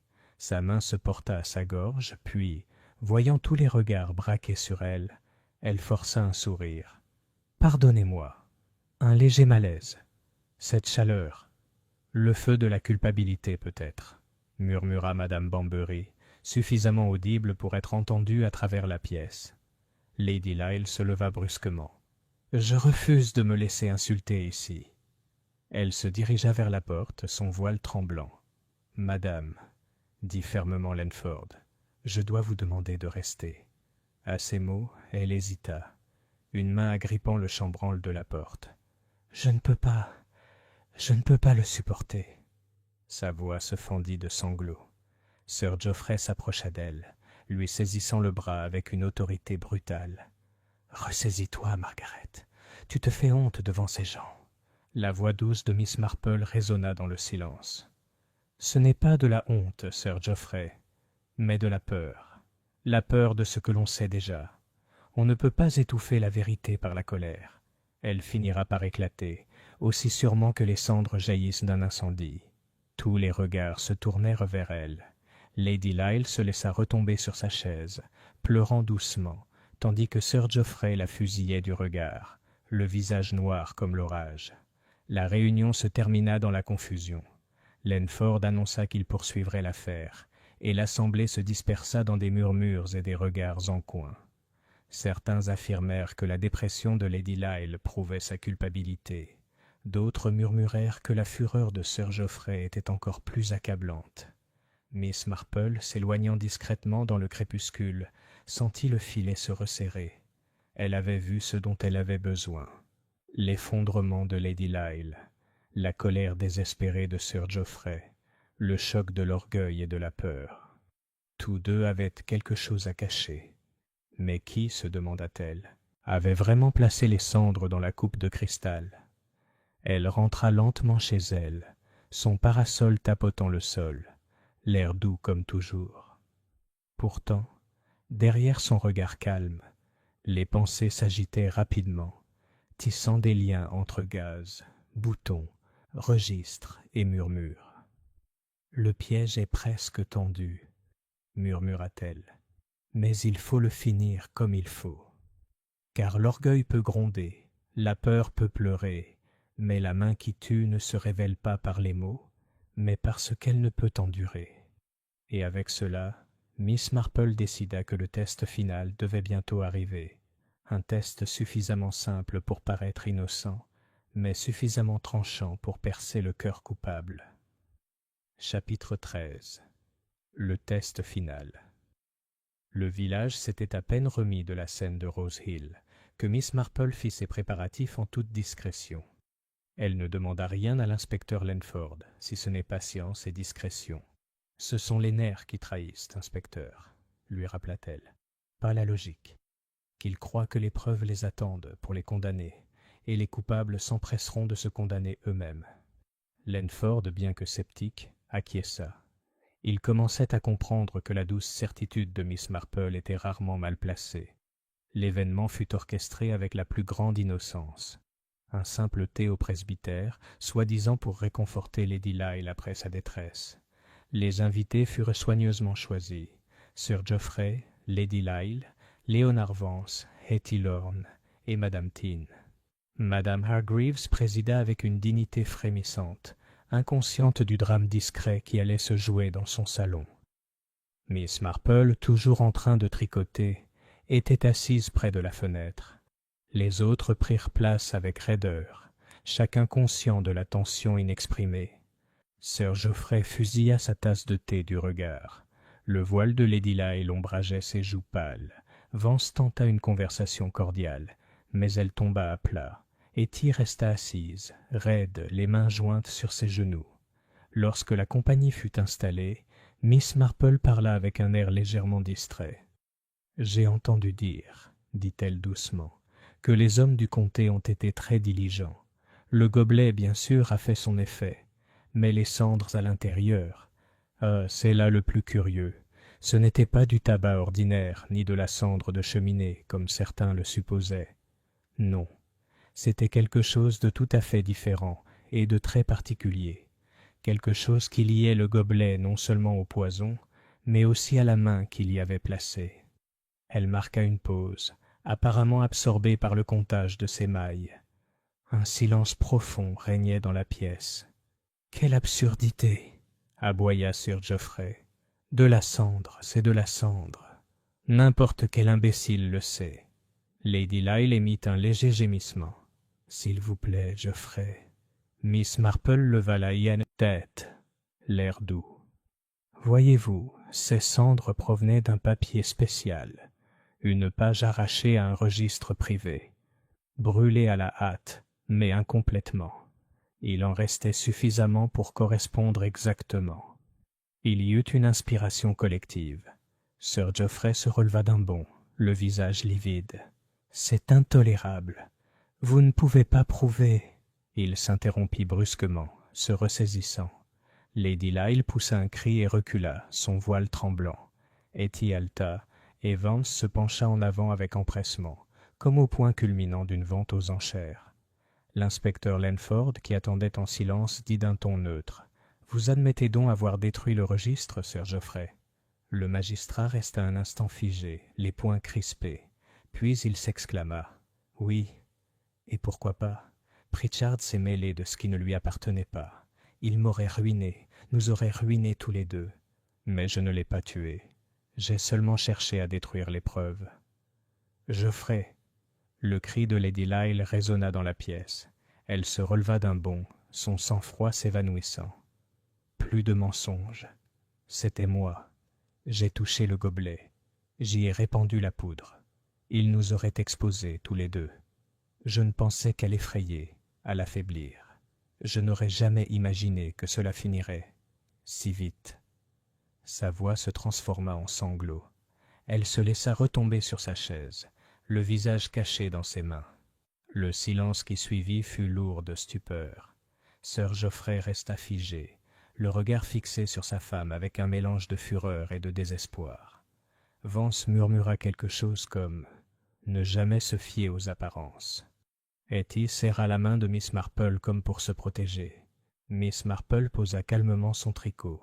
« Voyez-vous, inspecteur, ce ne sont pas les accusations qui dévoilent la vérité, mais la conscience. Il suffit de suggérer que les cendres ont révélé leur histoire, et ceux qui la craignaient se sont révélés. La pauvre Lady Lyle ne supportait pas l'idée d'être découverte. Sa peur était plus forte que sa volonté. » Lenford hocha lentement la tête, sans quitter des yeux la femme en pleurs.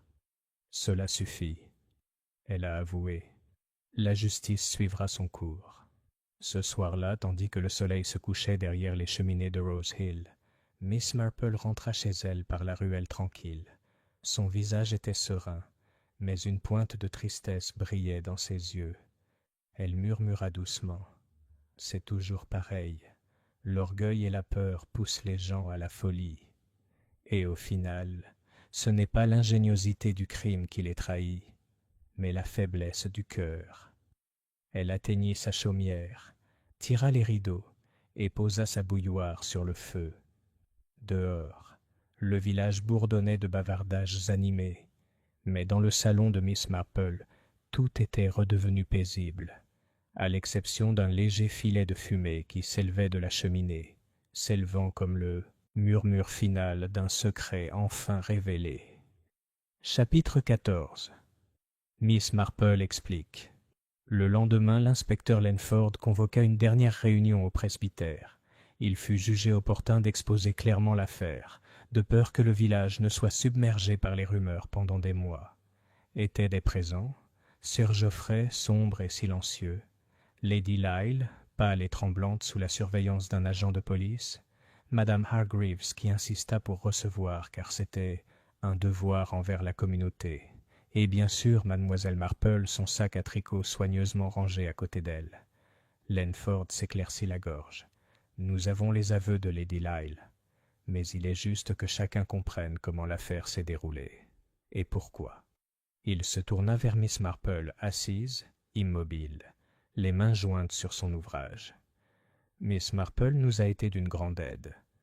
Peut-être nous fera-t-elle l'honneur de nous expliquer. Miss Marple inclina la tête, son ton doux et conversationnel, comme si elle ne racontait rien de plus qu'un thé paroissial qui avait mal tourné. « Voyez-vous, mes chers, tout a commencé avec le petit livre de contes de M. Pritchard. C'était un homme précis, un notaire qui notait tout. Dans ce livre, il consignait les dettes de Sir Geoffrey, des dettes bien plus importantes que la plupart d'entre nous ne l'imaginaient, ainsi que certains arrangements juridiques concernant la dot de Lady Lyle. Si ces arrangements avaient été révélés, Sir Geoffrey aurait été ruiné socialement, et la fortune de Lady Lyle aurait été séparée de lui. Cela, bien sûr, aurait signifié la honte pour tous les deux. Elle s'arrêta pour ajuster ses lunettes. La pièce était silencieuse, tous les regards étaient d'abraquer sur elle. M. Pritchard refusa de détruire les preuves, et il entendit dire cela sous la tente. Il fut donc décidé de le réduire au silence. La coupe en était le moyen. Exposée comme pièce maîtresse, personne n'était autorisé à la toucher, et pourtant Léonard Vance, commissaire-priseur, la manipulait sans retenue. Il était donc facile de laisser les soupçons peser sur lui. C'était astucieux, car le soupçon, une fois éveillé, persiste. Madame Hargreaves haleta doucement, mais Miss Marple continua, la voix ferme. Lady Lyle, voilée, se pencha et saupoudra le bord du gobelet de poudre. Pas une goutte, comprenez-vous? Non. Le poison traversait la peau. Monsieur Pritchard, admirant le verre, le leva à la lumière, passa ses doigts sur le bord et, peu après, pressa son mouchoir contre ses lèvres. L'absorption fut rapide, et la mort survint en quelques instants. L'inspecteur Lenford hocha gravement la tête. Le docteur Pembroke l'a confirmé. Le regard de Miss Marple se posa doucement sur Lady Lyle. « C'est la peur, ma chère, qui vous a poussé. La peur de la ruine, du scandale, des rumeurs dans tous les salons. L'orgueil de Sir Geoffrey était déjà assez farouche, mais c'est vous qui avez franchi le pas. Et quand la pauvre Hetty en a trop entendu, vous avez cherché à la faire taire, glissant la poudre dans son cacao quand Madame Tyne avait le dos tourné. » Lady Lyle sanglotait dans son mouchoir. Sir Geoffrey restait figé, le visage imprégné d'une fureur de pierre. « Voyez-vous, » poursuivit doucement Miss Marple, « les cendres dans la coupe étaient l'indice. Non pas des cendres de foyer, mais le fragment carbonisé d'une page, du registre. Quelqu'un avait tenté de le détruire à la hâte, mais il était resté accroché au cristal. Cela m'a appris que le crime était lié à ce que savait M. Pritchard, et non à une querelle personnelle. Le bouton d'argent et le fil de gaz étaient des broutilles, certes, Mais les broutilles trahissent souvent plus que de grandes preuves.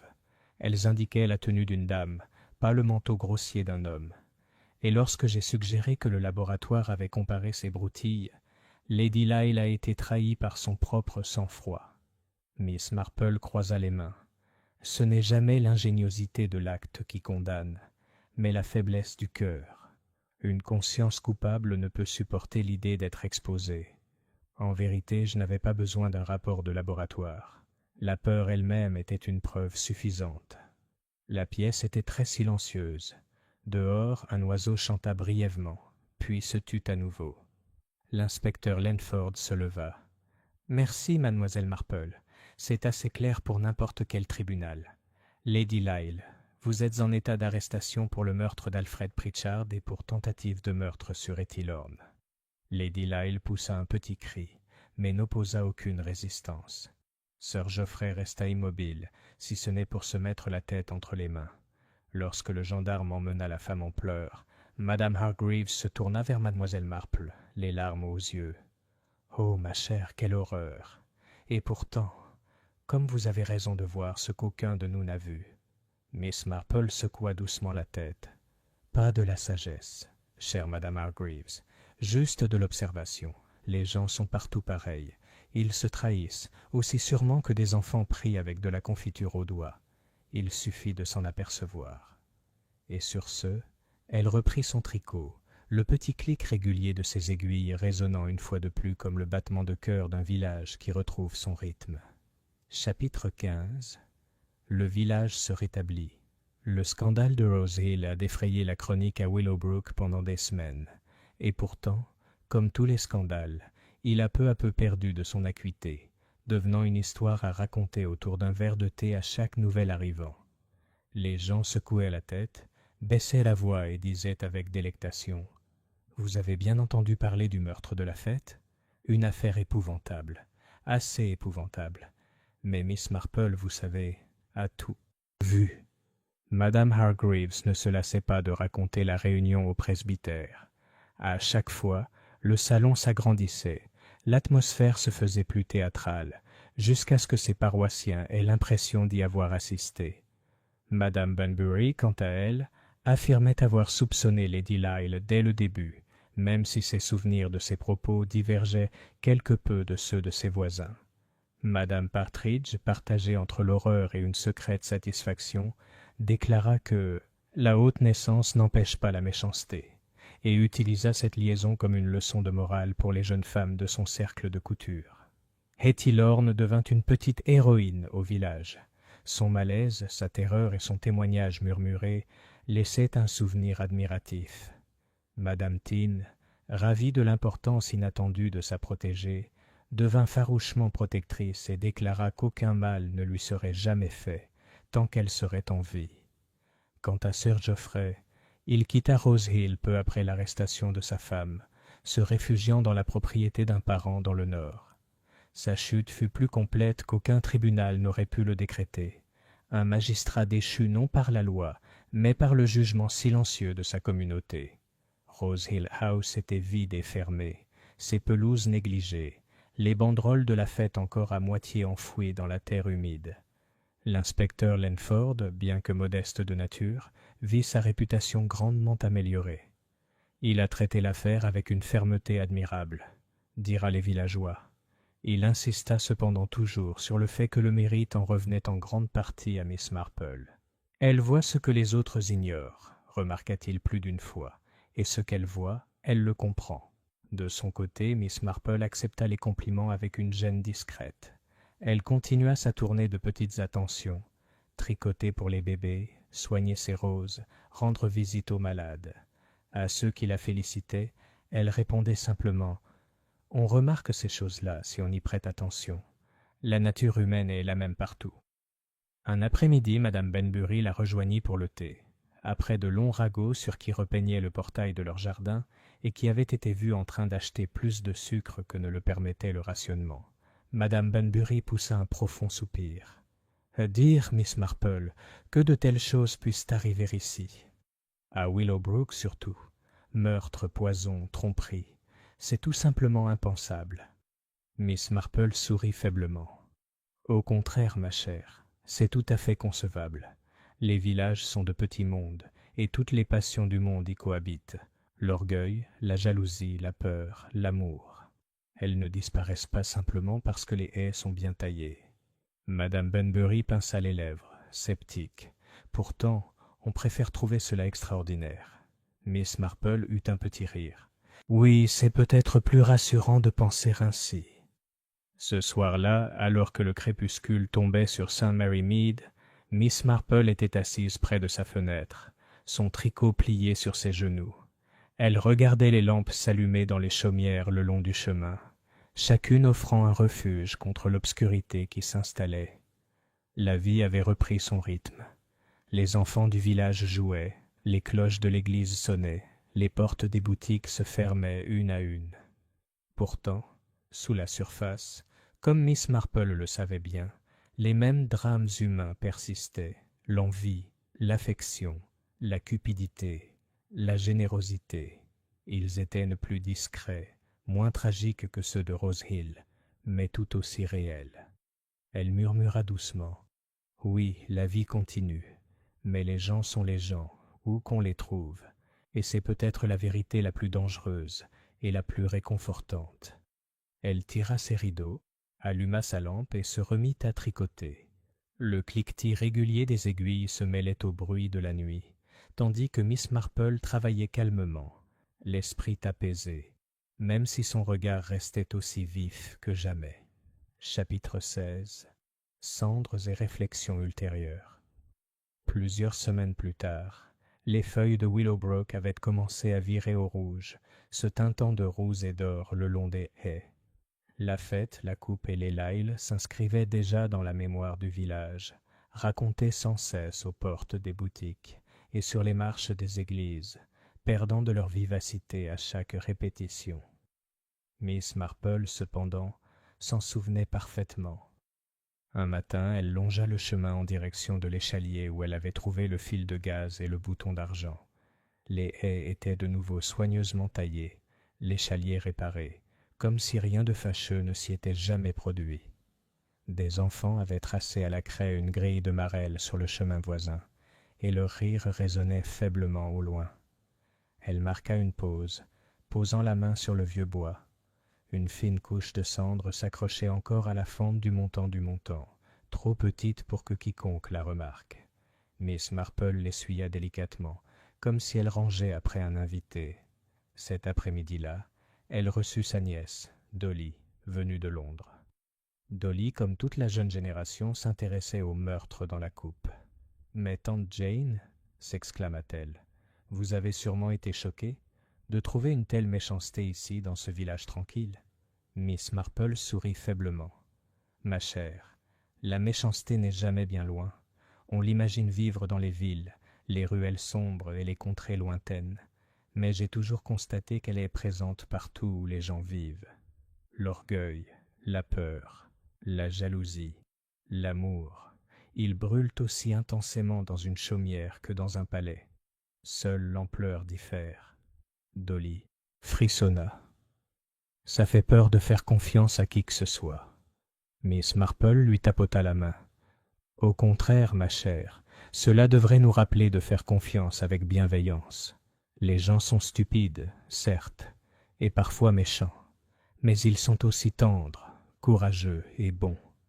On voit les deux, et il ne faut jamais l'oublier. » Ce soir-là, après le départ de Dolly, Miss Marple était assise près du feu, tricotant. Dehors, la cloche de l'église sonnait doucement. Elle pensait à Lady Lyle, jeune, belle, anéantie par la peur. Elle pensait à Sir Geoffrey, fière, brisée par la disgrâce. Elle pensait à Hetty, tremblante mais commençant une nouvelle vie, son courage se développant doucement. Dans la cheminée, les braises se déplacèrent, et une légère bouffée de cendre s'éleva dans l'air, se dissolvant presque aussitôt. Miss Marple l'observa pensivement, ses yeux bleu pâle sereins. « Oui, » murmura-t-elle, « les cendres restent toujours, aussi intenses soient-ils, mais elles aussi s'envolent, et la vie continue. Et c'est ainsi. » Elle prit ses aiguilles, le cliquetis régulier emplissant le petit salon, et le village de Willowbrook retrouva sa paix habituelle. Jardins entretenus, commérages échangés, vie vécue. Pourtant, sous tout cela, comme Miss Marple le savait si bien, les drames silencieux